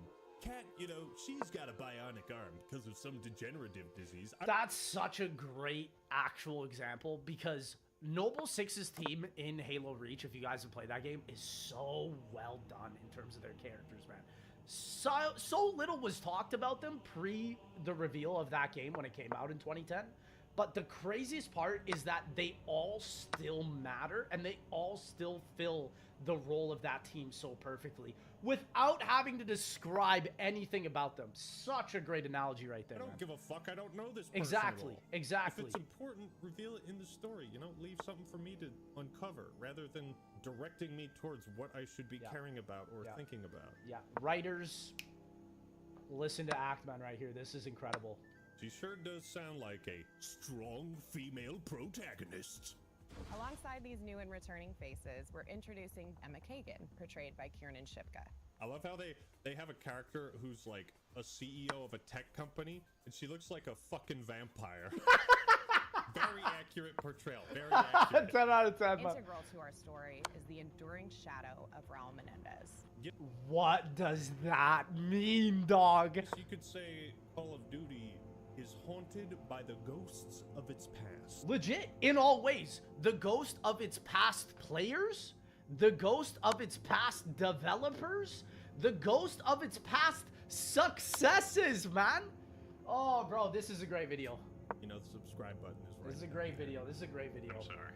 Now, as the world spirals towards chaos once again, the question isn't just whether Menendez is back. It's whether David is ready to face what that truly means. Bro, what are you talking about? Yeah, man? what are you talking about? That happened in BO2, bro. What? The question isn't whether he's back or not. He's right there. What do you mean? Is he back or not? Look at him. He's right fucking there. Did we shoot him or not? This is what I mean, bro. Like, Black Ops 2 didn't happen. I did. What It the sounds like before we shot him, but he lived, but he didn't go to prison. Because did we shoot him after he escaped prison? I think the question is, why did the writers bring him back? True, true. They brought him back before, and that's why, like, as a bundle character in Vanguard or MW3, and that's why, like, I realized they're about to disrespect this man's legacy. And here it is. Don't try to make sense of this in-universe. You'll drive yourself crazy. Think about why the writers brought him back. BO2 already ended on a perfect note, as far as I'm concerned. And it's gonna devalue his character here, man. That's the worst part. Like, when I go back and play Black Ops 3 Garad Crovey, right, with the Manglers, I'm just like, oh my gosh, what did Call of Duty do with a Mangler? And I feel like they're about to do that with Raul Menendez, Takeo Masaki. There was more you It's could have done coming. with it, but It's you missed happening. your opportunity with Black Ops 3. David already confronted his past when he faced down Menendez. This is what I'm saying. It's already happened. David had that plot.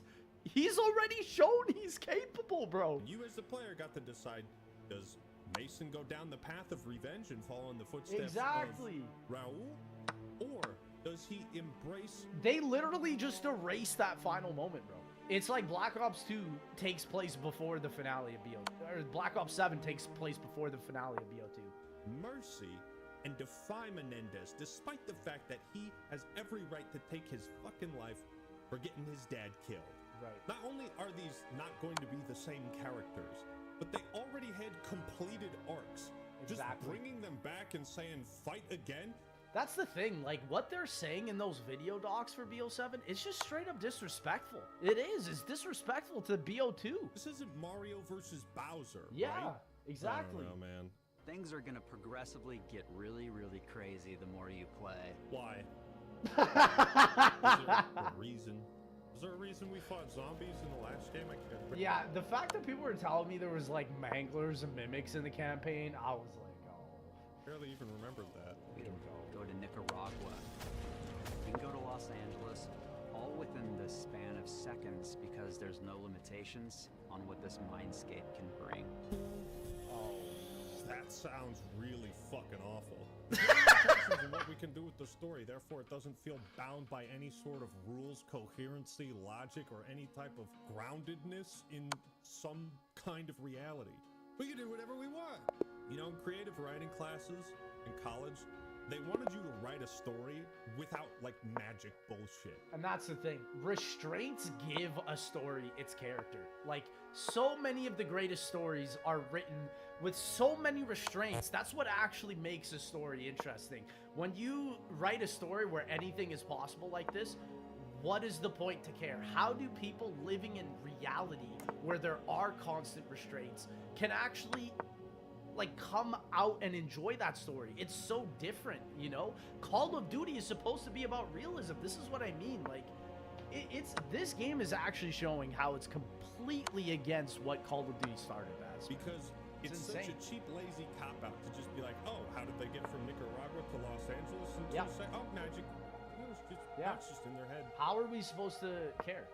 And it's not even just suspending disbelief. It's just like Call of Duty campaigns have become from this adventurous story to like a 4-hour thing that you play for like grinding. And that's why this campaign has its first mastery camo ever, because I think they realized that this is not an adventure story. This is just a way for people to get another camo for multiplayer. This type of stuff That's has to embarrassing. serve a point, and the way that they're presenting it is like they The point is to get the mastery camo. don't know That's what it. the point is. Yeah. They don't know what to do with this series or Yeah. franchise. It's creatively bankrupt. Yeah. Okay, I like the idea of a home base. It worked in Cold War. It worked last year. True. Wow. Hey, that's actually like something about this. Who would have thought? Built for solo or co-op play, this campaign pulls you into a threat that demands your attention, twists your expectations, and reminds you exactly why Black Ops stories are so unique. You smell the... Oh, yeah. It's too on the nose. It's too on the nose, bro. You don't gotta say all that. Just show us it, you know? That's irony cooking. Yeah, exactly. That's burnt irony. This Yeah. looks like, and sounds like, the least unique Black Ops story. Legit. I still don't even know what the fuck it is. Yeah. Is it a sequel to Black Ops 2? A Yeah. remake? Did we shoot Menendez? Did he die? Did Yeah. he not die? They should have just, if they actually wanted to respect the legacy of the game, they should have said, this takes place before the final mission of Black Ops 2. Done. At least we know that it is like a separate ending. See, coming at it from that angle, with even just that little of a restraint, would make people love it so much more. OG fans just leave this being like, what did I watch? That's a curveball. They didn't even try to clarify what the canon ending was. Yeah. And if you're gonna make a follow-up to a game that has multiple alternate endings, you have to address that. It's true. It's true. Just tell us what the canon ending was, what decisions they made that you settled. Black Ops 2 is such an iconic game that they legit could have been like, this event happened, this event didn't happen, this event happened, this event didn't happen. That would have gotten OG fans hyped up, because it would have given us an exact canon ending, and we would actually be excited to play either an alternate ending here or the good ending from BO2. Like, oh, they had the blueprint, bro. It's insane. On that belt provided the most interesting opportunity for a new story to be told. That's all you had to fucking do. Yeah. This is ass. It's bad. This is real ass. Do I even need to talk about the multiplayer? Listen to how they talk about it. Oh gosh, I haven't seen this. It's always about finding the right balance of something brand new as well as delving into some of our past experiences. Yeah, that's part of the problem. The series has run its course and there's nothing left to do but remake the Modern Warfare series and remake the Black Ops series. The overclock system puts even more agency and power into the hands of our players, allowing more customization of your gameplay experience than ever before. I don't know what any of that means. It's just a bunch of wording of nothing. What does that mean? That means expanding Omni movement to include new ways to outmaneuver. New ways to outmaneuver. I have a feeling the movement in this game is going to be tough. I have a feeling it's going to be like kind of like IW type movement, which for a lot of MP fans like made them quit futuristic games as a whole. We're back to this. Yeah. We're back to the bottomless pit in the middle of the map.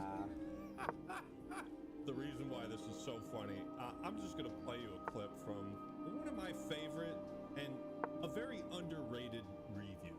So you're going down this lane. I knew it, dude. You know, gee, it's a big flat wall. I wonder if I can run on that. No, hey, look, Infinite it's another big warfare. flat wall in a bottomless pit. I wonder if the game wants me to wall run here. Please tell me, what meaningful interaction does this create? How is this interesting? How does it add anything? But more importantly, why does this make the mechanics worth adding to your game and your franchise to begin with? This wall run over the bottomless pit, what does it meaningfully add that a regular path doesn't, other than this appearance of danger, or the ability to run on one of these super obvious designated wall running walls, oftentimes literally marked with directional arrows like we're fucking stupid. Shout out Fabian. This might be the best proof I can show you to illustrate how stagnant this franchise is. I mean, it's like they can't even fake it, man. We've also taken a close look at feedback. And that's the thing, like, I would say, like, outside of, like, the original 3 Black Ops games, like, those games actually integrated that stuff into the design level of the map, right?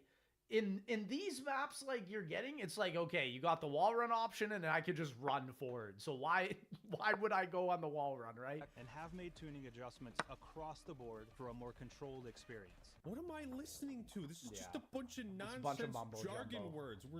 We're listening to feedback and prioritizing, balancing our enhanced movement capabilities to provide unique and dynamic video game interactions in our futuristic science fiction first-person shooter to optimize everyone's play. Like, what the fuck? Same thing. Gobbledygook. Same. Okay, you got the wall run option, and I could just run forward. So why would I go on the wall run, right? And have made tuning adjustments across the board for a more controlled experience. What am I listening to? This is just a bunch of nonsense. I mean, it's like they can't even fake it, man. We've also taken a close look at feedback. And that's the thing, like, I would say, like, outside of, like, the original 3 Black Ops games, like, those games actually integrated that stuff into the design level of the map, right? In these maps, like, you're getting, it's like, okay, you got the wall run option, and I could just run forward. So why would I go on the wall run, right? And have made tuning adjustments across the board for a more controlled experience. What am I listening to? This is just a bunch of nonsense jargon words. We're listening to feedback and prioritizing, balancing our enhanced movement capabilities to provide unique and dynamic video game interactions in our futuristic science fiction first-person shooter to optimize everyone's play. Like, what the fuck? Same thing. Gobbledygook. Same This thing. is just horseradish. I mean, I got a bunch of other notes I could talk about, but honestly, I'm just kind of done. Like, I just kind of hate that Black Ops could have just, like, had, like, a 5-minute direct trailer. Like, I would honestly prefer, like, a 5 to 10 minute direct that's just non-stop details. Like, none of this, like, jargon, bro. It's insane that this direct, I think, was, like, what was it, like, 30 to 50 minutes? And, like, 85% of it, I think, or 95% of it was just multiplayer. And it's like, dog, like, how are you going to just also segregate your audience of the game still, man? Thing I want to mention is the skins. Now, we are so creatively bankrupt with this series, we have to sell skins for a character that died like 7 games ago. And that's the other thing. Now that Black Ops 6 skins are discontinued, we're going to get the same thing for BO7 with random cartoon skins coming midway through the life cycle because the player count has dropped off, and so on and so forth. Go. I think that's another point. Reznov hasn't even been relevant to the story since BO1. In 13 years. Yeah. And in Black Ops 2, he was briefly... No, I don't even count BO2. Like, dude, he's there as a canon image. In BO1 was the last time he had any relevancy. Legit. Mentioned once. As kind of like a little bit of fan service. Yeah. We're being sold cosmetics for characters written by people who aren't even at the company anymore.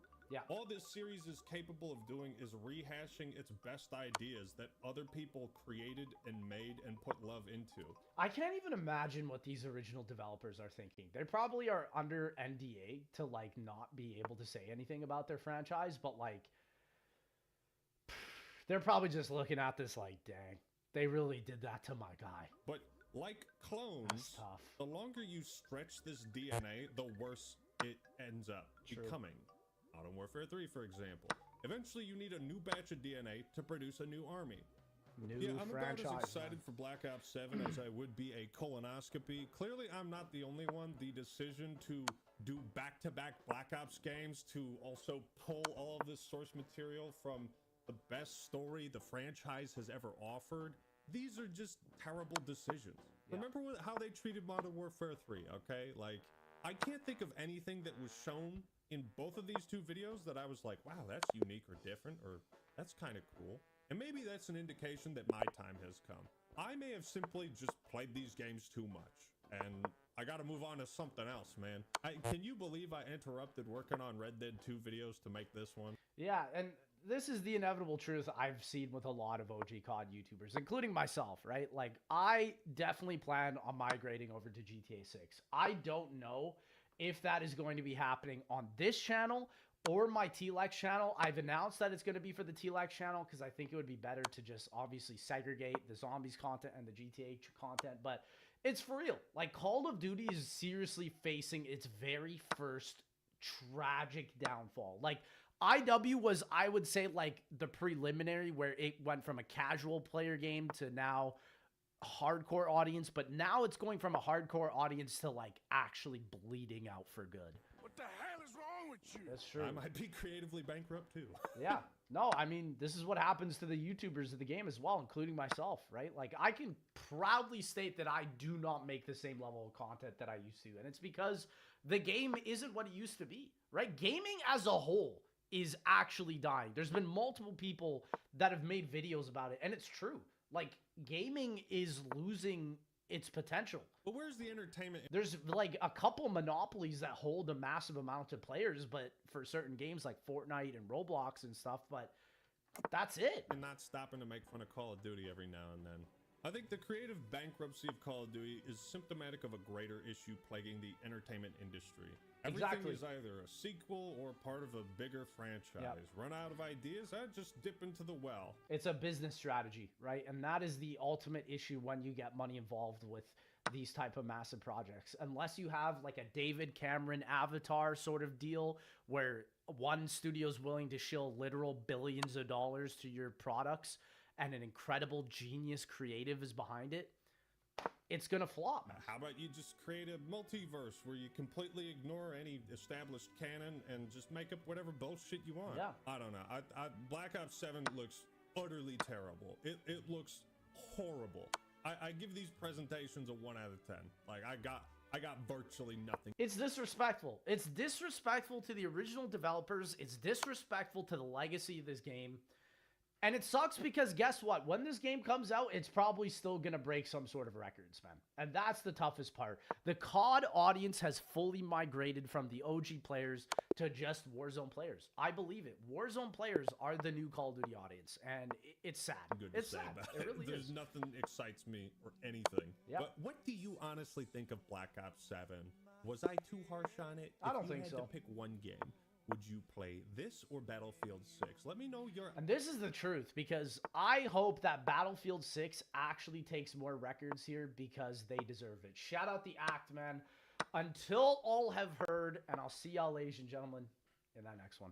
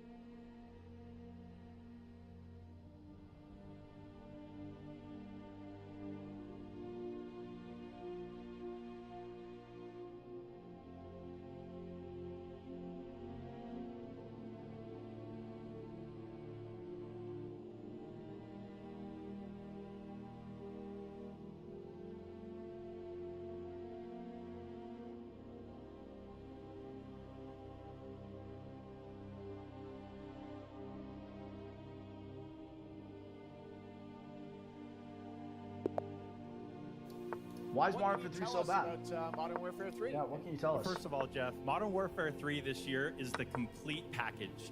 No. Yeah, it's cap. That's just so not true. That's just not true. They took out round base. That has to be false. Call of Duty Modern Warfare 3 is an abomination. Playtime is over. Now, I probably shouldn't be doing this, but today we are watching the darkest Call of Duty iceberg, and I gotta give a big shout out to Baby K-Dot for allowing us to check this out, because I'm even in this iceberg. My whole drama made it in. This is just so dumb, man. We can never just let things move on and let it go, but hey, let's get into this, the darkest COD iceberg. Call of Duty. I love COD, man. Not Yes, liking sir. these things is like not loving your own mother. But the problem with a lot of these iceberg videos, and especially some of the Call of Duty ones, is they start off pretty boring. I don't want to hear about 3-lane map design, Dirt Toad, and Misty's double D. 5 hours of COD zombies lore. Oh, bro, we're not bringing up Misty right now. Brawl size. When I watch an iceberg video, I want to dive straight into it, no pun intended, into the waters right away. I want to learn about the stuff that's what's going on in this intro. And so that's why I've compiled a bunch of the darkest and creepiest Call of Duty theories, stories, glitches, Alien and COD zombies? starting off with some crazy stuff right away in tier 1 in order to create the most bizarre Call of Duty iceberg. Am I in tier 1? This includes every single game you better not spanning put across him all in tier the 1. different games, so please subscribe. Dang, like. even I had to make this thing zombies. from scratch, and it kind of took a while. But without further ado, we're not check out wasting Baby any time, K-Dot, we're getting brother. straight into I want to the see COD. how this Nova is gonna 6 actually is real. be. Nova 6 is a biochemical gas weapon that appears in a lot of COD games, and if you come into contact with no mask on, then you will die a horrible death. And the most popular version, literally, I think Nova 6 was like some predictive programming. Same thing with all like the popular zombie shows that were coming out all at the same time, and even like COD Zombies being at its peak as well during that period.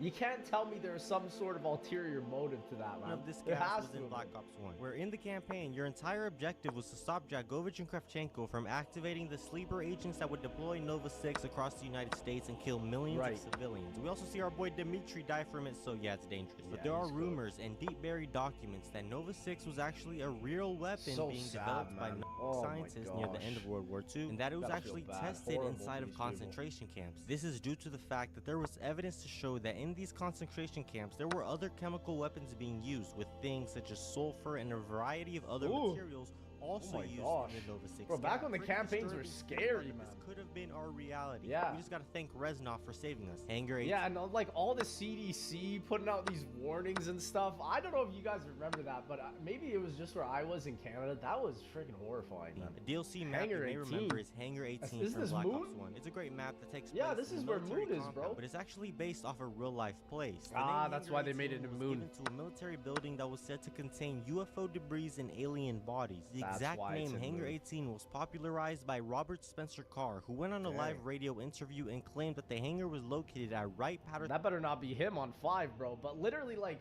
it's kind of sad that zombies used to be rooted in this beautiful type of lore that was like a mystery, even in our current society. And yet we really haven't had anything like this since. An Air Force kinda base sad. near Dayton, Ohio. And apparently they were covering up evidence of UFOs and aliens here recovered from the Dang, Aztec. what the frick? He even Yeah, got maybe a that's not even surgical human. nurse to admit he had done an autopsy on an alien body. He also What? requested access to enter the base, but obviously Bro, it's like those recent alien leaks, man. That's all fake, man. There's no way it's real. it was denied. So maybe Hangar 18 is more than just a cool DLC map. There might Yeah, just be maybe. some aliens here. Transit Remastered controversy. Transit Oh, Remastered was an brother, upcoming you tell custom me. zombie map coming out for Black Ops 3 with a ton Dude, of hype. I actually want to talk about this because it's like, I think Danny has been like purposefully left the internet now just because I don't think the internet would give him a shout unless he like, honestly, I feel like he could come back if he really just made it clear. But again, I genuinely feel bad for him. While yes, I do believe he did something bad, I mean, I feel so horrible for him, and it just sucks because it's like now a lot of people don't really know what's happening with like the custom maps and stuff. I have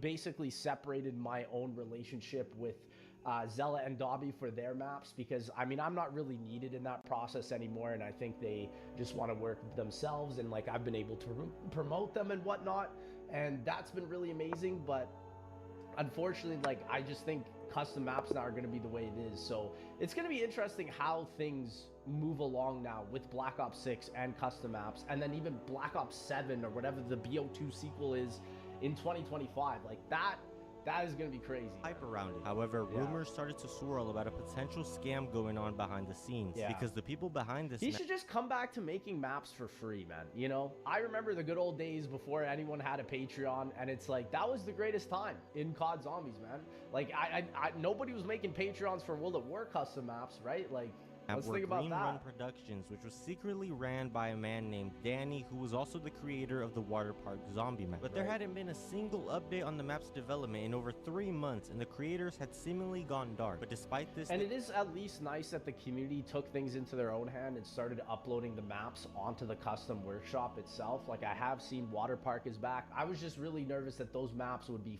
permanently gone.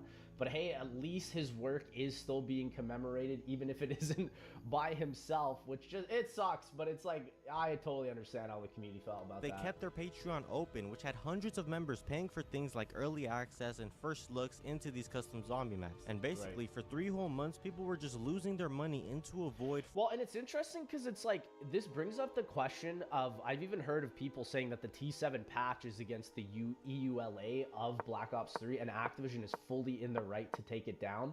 It makes you wonder if Activision's fully in the right to take down these patrons, because in a way they're selling you content that should be free, right? And that's a whole legal can of worms that I have no clue what the actual answer is. But again, it makes you wonder, like, is this even allowed? You know, I don't know. I For have no nothing, clue. and there were absolutely no updates going on. I mean, some of these tiers were some insane prices. Who's paying for this? It's possible some people paid over $2,000 in these 3 months with nothing in return. And I mean, hey, I paid my own share. Like, there was no free handouts for anyone just to play these maps, and so I get it, man. And it sucks because I don't know if that money will ever be reimbursed. It kind of reminds me of the whole 115 movie where like $5,000 was also taken out. I hope that comes up in this, because it's like, it's just crazy, like, how these type of scams happen in the zombies community sometimes, and it's like, it's completely avoidable. And honestly, it's weird that like the first one is involving YouTubers, and then the second one's now with custom maps. It sucks, man. It sucks. Like, it's just, it is the way it is. It happens in the community, and there's no way to really predict these type about of a month things. ago, which even saw Mr. Chilexified making Yes, a video sir. talking about it, in which he Yes, says sir. that the alleged scammer and zombie map maker Danny was going through some rough times, and so people leaked the transit remaster that Green Run Productions was making. Yeah, I do hope he has gotten that treatment to help himself, because it just sucks that it's like, it had to hurt the community as well in the process. It's just so many things could have done so much better during this whole situation. The whole situation is just sad. And then that also leading into my drama coming out as well. My gosh, like, what an absolute nightmare it Hadir was. is Al-Assad. This Goodness. is a theory that Hadir from the Modern Warfare 2019 campaign is actually Khaled Al-Assad. Oh, from no Call of Duty way. 4. Some evidence alluding That's to this a is the fact that throwback, Al-Assad's man. name translates to Immortal Lion, and the nickname given to Hadir by his father was My Little Lion. But they're from different universes. One's from Modern Warfare, one's from Black Ops. There ain't no way. My father called Hadir Shabal, his little lion. But besides just the name, Hadir is the brother to Farah Kareem, in which they are part of a group that is fighting against the Russians. But despite him loving his group and his family, Hadir thought their methods weren't extreme enough, so he decided to join a terrorist organization and steal chlorine gas like his 1945. But when Captain Price and this Nova 6, man, that's some Nova 6. We're tying in the freaking iceberg entries here. lady are speaking in this cutscene, they speak about how Victor Zakhaev from Call of Duty 4 wants Hadir alive. He wants to break Hadir out of prison, and he wants him alive because... Oh, never mind. I thought they were crossed between Black Ops and Modern Warfare. No, this is the same universe. So yeah, it definitely is. This is he's a correct big then. fan. And no, if I you got look it so at the confused. information that I was thinking of released someone when else. Al-Assad was added into Modern Warfare. It Right. says Assad has an avowed hatred for Russia and no abiding allegiance to Zakhaev. But the two share unanimous aim towards the demise of Western power and influence. Intelligence analysis had determined that Assad was unlawfully freed from prison by Zakhaev and turned loose on the city of Verdansk. Well, considering they're even putting like MW3 zombie stuff and tying that in with the campaigns, I think for sure this is true. which is a description It's that matches easier for them to perfectly make with as Hadir. well. He hates Yeah. Russia and Western power, and he was Right. unlawfully freed from prison by Zakayev. Nocturne Totem is real. The first ever True. zombie that was created in On the World island of War named Palelu. Nocturne Totem. It went on to be featured in Black Ops 1, Black Ops 2, Black Ops 3, Cold. There are 13 versions of Nocturne Totem. I can't even believe it. And it is a real place, which it kind of makes it scary in that regard. Like, who at Treyarch found this random place? Like, I don't know. War and more. But Noct wasn't just a random place in the campaign or just a dumb zombie map made by a bored developer. It was actually a real life real place. spot, A yeah. Japanese Air HQ building on Peleliu Island. And what makes this absolutely insane is if we look at the map where this island and this building is, it's literally in the middle of nowhere. Literally. Some photos of what Noct looks like today, and it's just overgrown like some pubic hair with a bunch of trees. I would love to go. I hope a zombies YouTuber like Milo or something makes a video where they go to the original Nocturne Totem. I mean, that would be so cool. Here's the thing, how would you even get to this island, man? It's just some random spit of sand in the middle of nowhere. And without a mystery box. But in-game, it was relocated to Poland because it was supposed to be against German soldiers. Me and the boys are going to Nocturne Totem in real life Wow, for it our looks next vacation. beautiful. Man, let's go. For Hopefully there's not real. any homeless people or something. Reznov is a How would you get homeless on that type of island, man? A lot of people, including myself, have made videos on the past going over this unsolved. Oh yes, and this was a But great I'm video. here to We tell saw you, this. I 100% believe the Victor Reznov we know is still alive, and the entire story as we know it. I believe it after watching his First off, video. Stating the Yeah. obvious, no one has ever physically seen Reznov dead, and we didn't see anything happen to him in our escape from Vorkuta. So Dude, and all the tie-ins into Black Ops 2 Zombies and the later Zombies entries as well, subtly hinting him, he's gotta come back, man. I'm shocked he hasn't already. We're on Black Ops 6, man. I don't know if he survived or got captured or was killed since we never saw his body. However, what is really shocking are some of the emails we can find in the interrogation room. There's messages being sent from an anonymous user being John Trent to Jason Hudson. Right, This email right. says, "You don't know me, but I know Alex Mason. You will learn to trust me. Everything changes on Friday." Another one's Treyarch, please do it, man. What do you have against Reznov, man? Bring him back.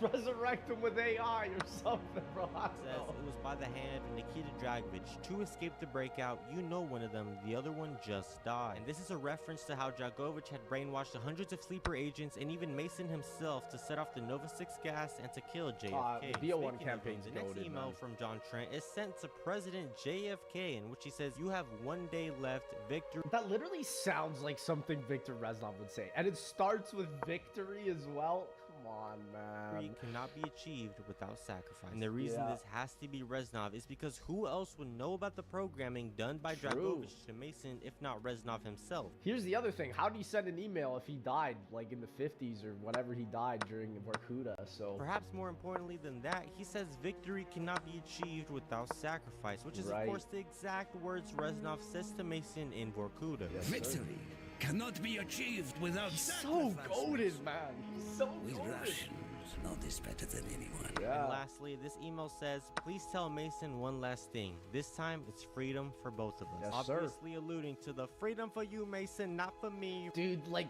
they just need to make a campaign mission or a campaign on this, like, whole topic. That I would buy a game just for that, man. That would be so sick. Reznov says, Make a as his whole final Call of word. Duty There's for also Reznov. a crazy audio recording found in BO4, BO4. where Wood says Reznov never died in Vorkuta. I mean, this man Bro. was actually there. Sympathy for the devil.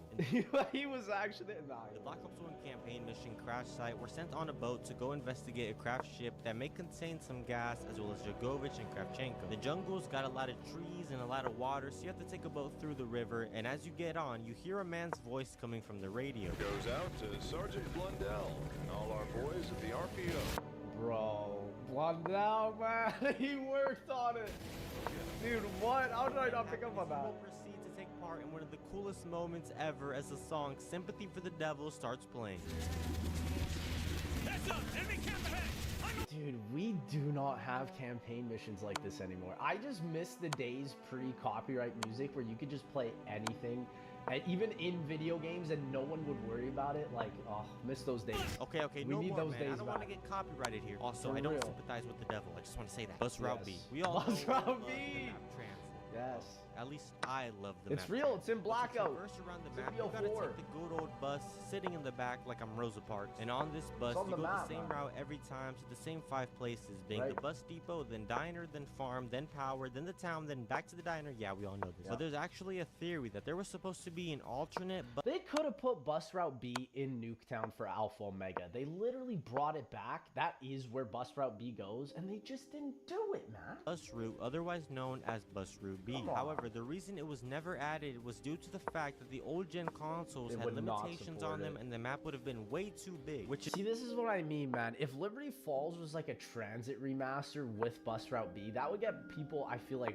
way more excited. You know? That's like the craziest thing. why they even added fog and denizens in the first place. Some Right. people even say that Bus Route A is the blocked path in the tunnels, and Ted actually makes a statement about this, how we have to take an alternate route, which means we are actually on Bus Route B, and Bus Route A is the one that's blocked. Treyarch add it, please God, just do it. I know you brought back the jet gun. Hey, if you do Outbreak on transit, I won't even be mad. I'll be alright with that. We've been on Bus Route B the entire time. But that's just a theory. A Yeah, game it's a theory, theory. Mr. C. Lex. Oh, here we are. Let's go, man. I'm ready to get it over with, bro. And like literally like it's pretty much over from what I've seen. Like most people are just sort of over it. A lot of people have seen that I just have not done anything wrong.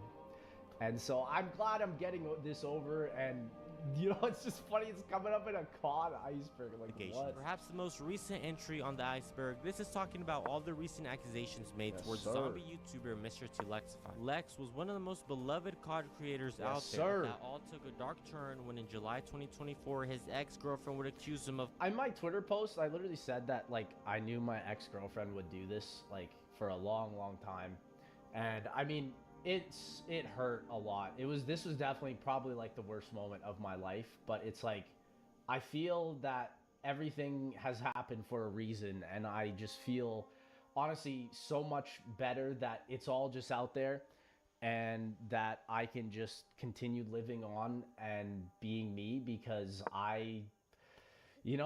it's hard to really make words right now, but it's like I feel like this has just all been a massive misunderstanding and a way that people have been trying to target me throughout the years and whatnot.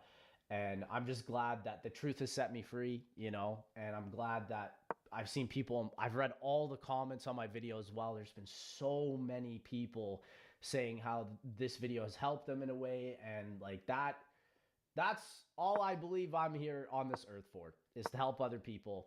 And so it's just sad that this is something that I feel like I did the best I could and things just went bad for so many different people. And I want to say that, like, just to clarify some things, I guess, with my friends, it's like or my former friends, I should say now, is that I don't have any bad will against them. You know, like I've said before, I've forgiven them.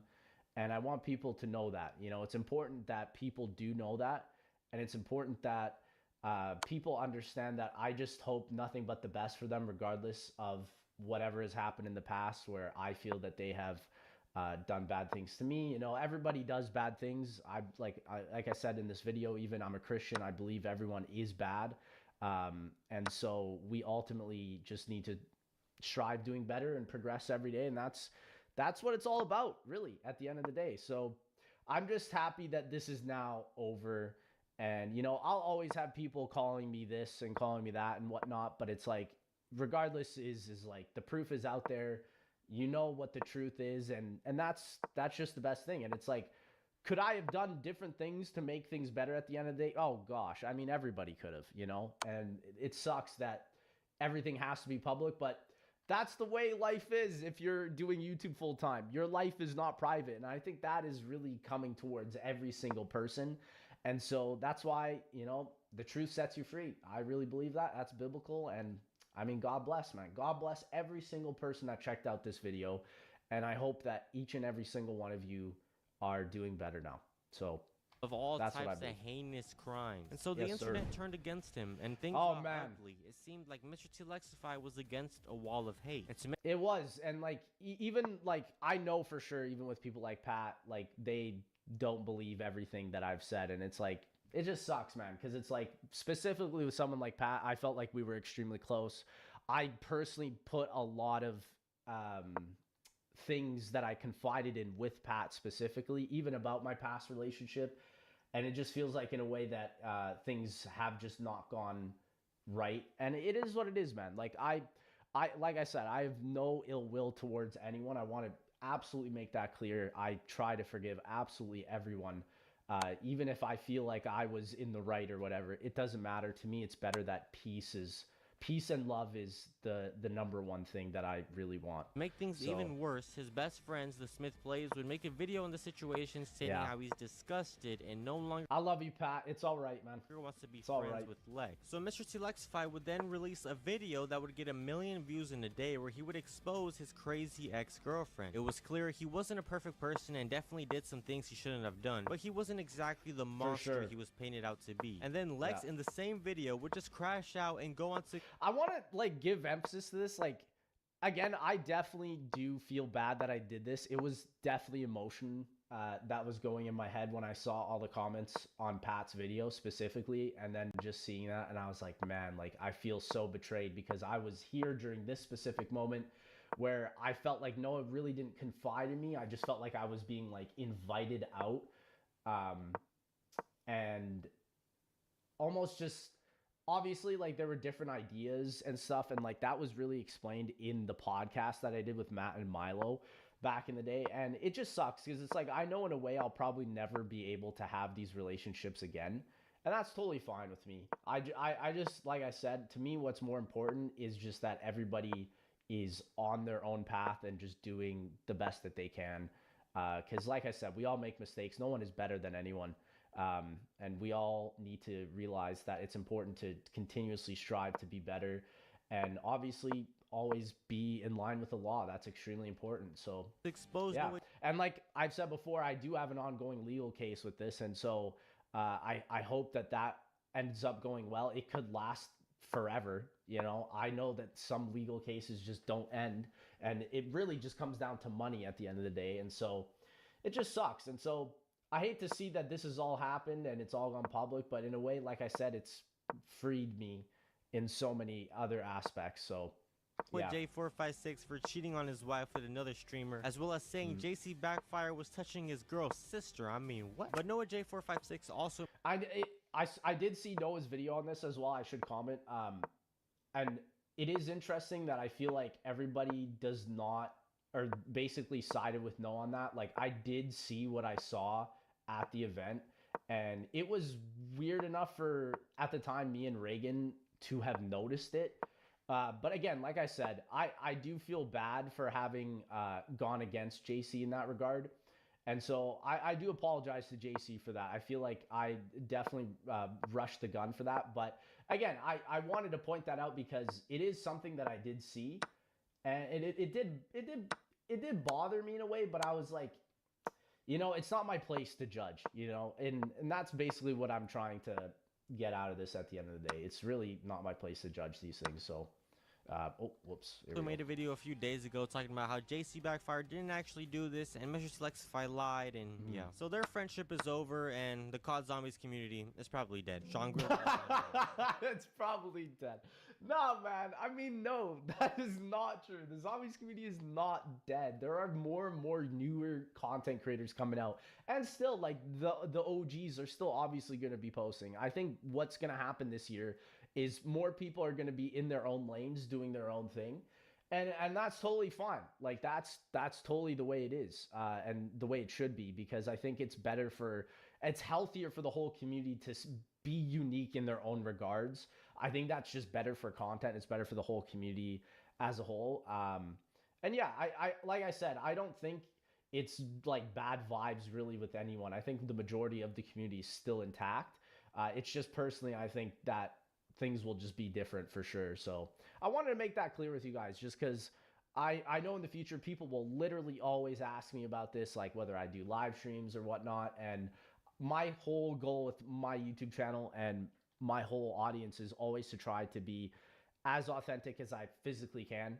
It's important for me to do that. It's important for me to show you who I am, because if I'm inauthentic, that goes against, I think, like what makes me unique. Because I feel in a way, a lot of YouTubers, now no shade against anyone, I feel like a lot of people definitely have ulterior motives when they make content, and potentially they want to use it for like their resume or whatnot, and that's totally fine. But the way I've always seen videos is it's my personal reflection of myself towards everyone watching. So I just hope people can understand that and see that this is just me trying to be as authentic as I physically can. So. Perhaps the most ancient COD Zombies theory, which is that the map Shangri-La actually takes place. Oh my gosh, this is from Rad Austin, man.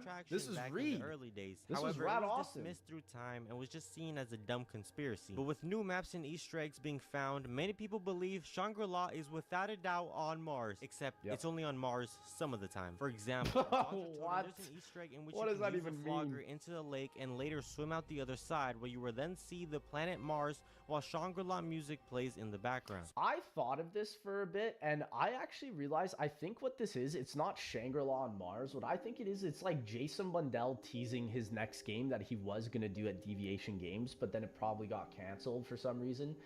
Because I just don't know why he'd be like, oh, Shang's on Mars, that's it. Like, that's so therefore, weird. people have theorized that You know? Taj Totem takes place on one of Mars' moons. But then again, in-game, there was a map which stated Shangri-La was in the Himalayas. And I mean, if it was on Mars, wouldn't we have to... To me, this doesn't even look like Mars, and it's also like,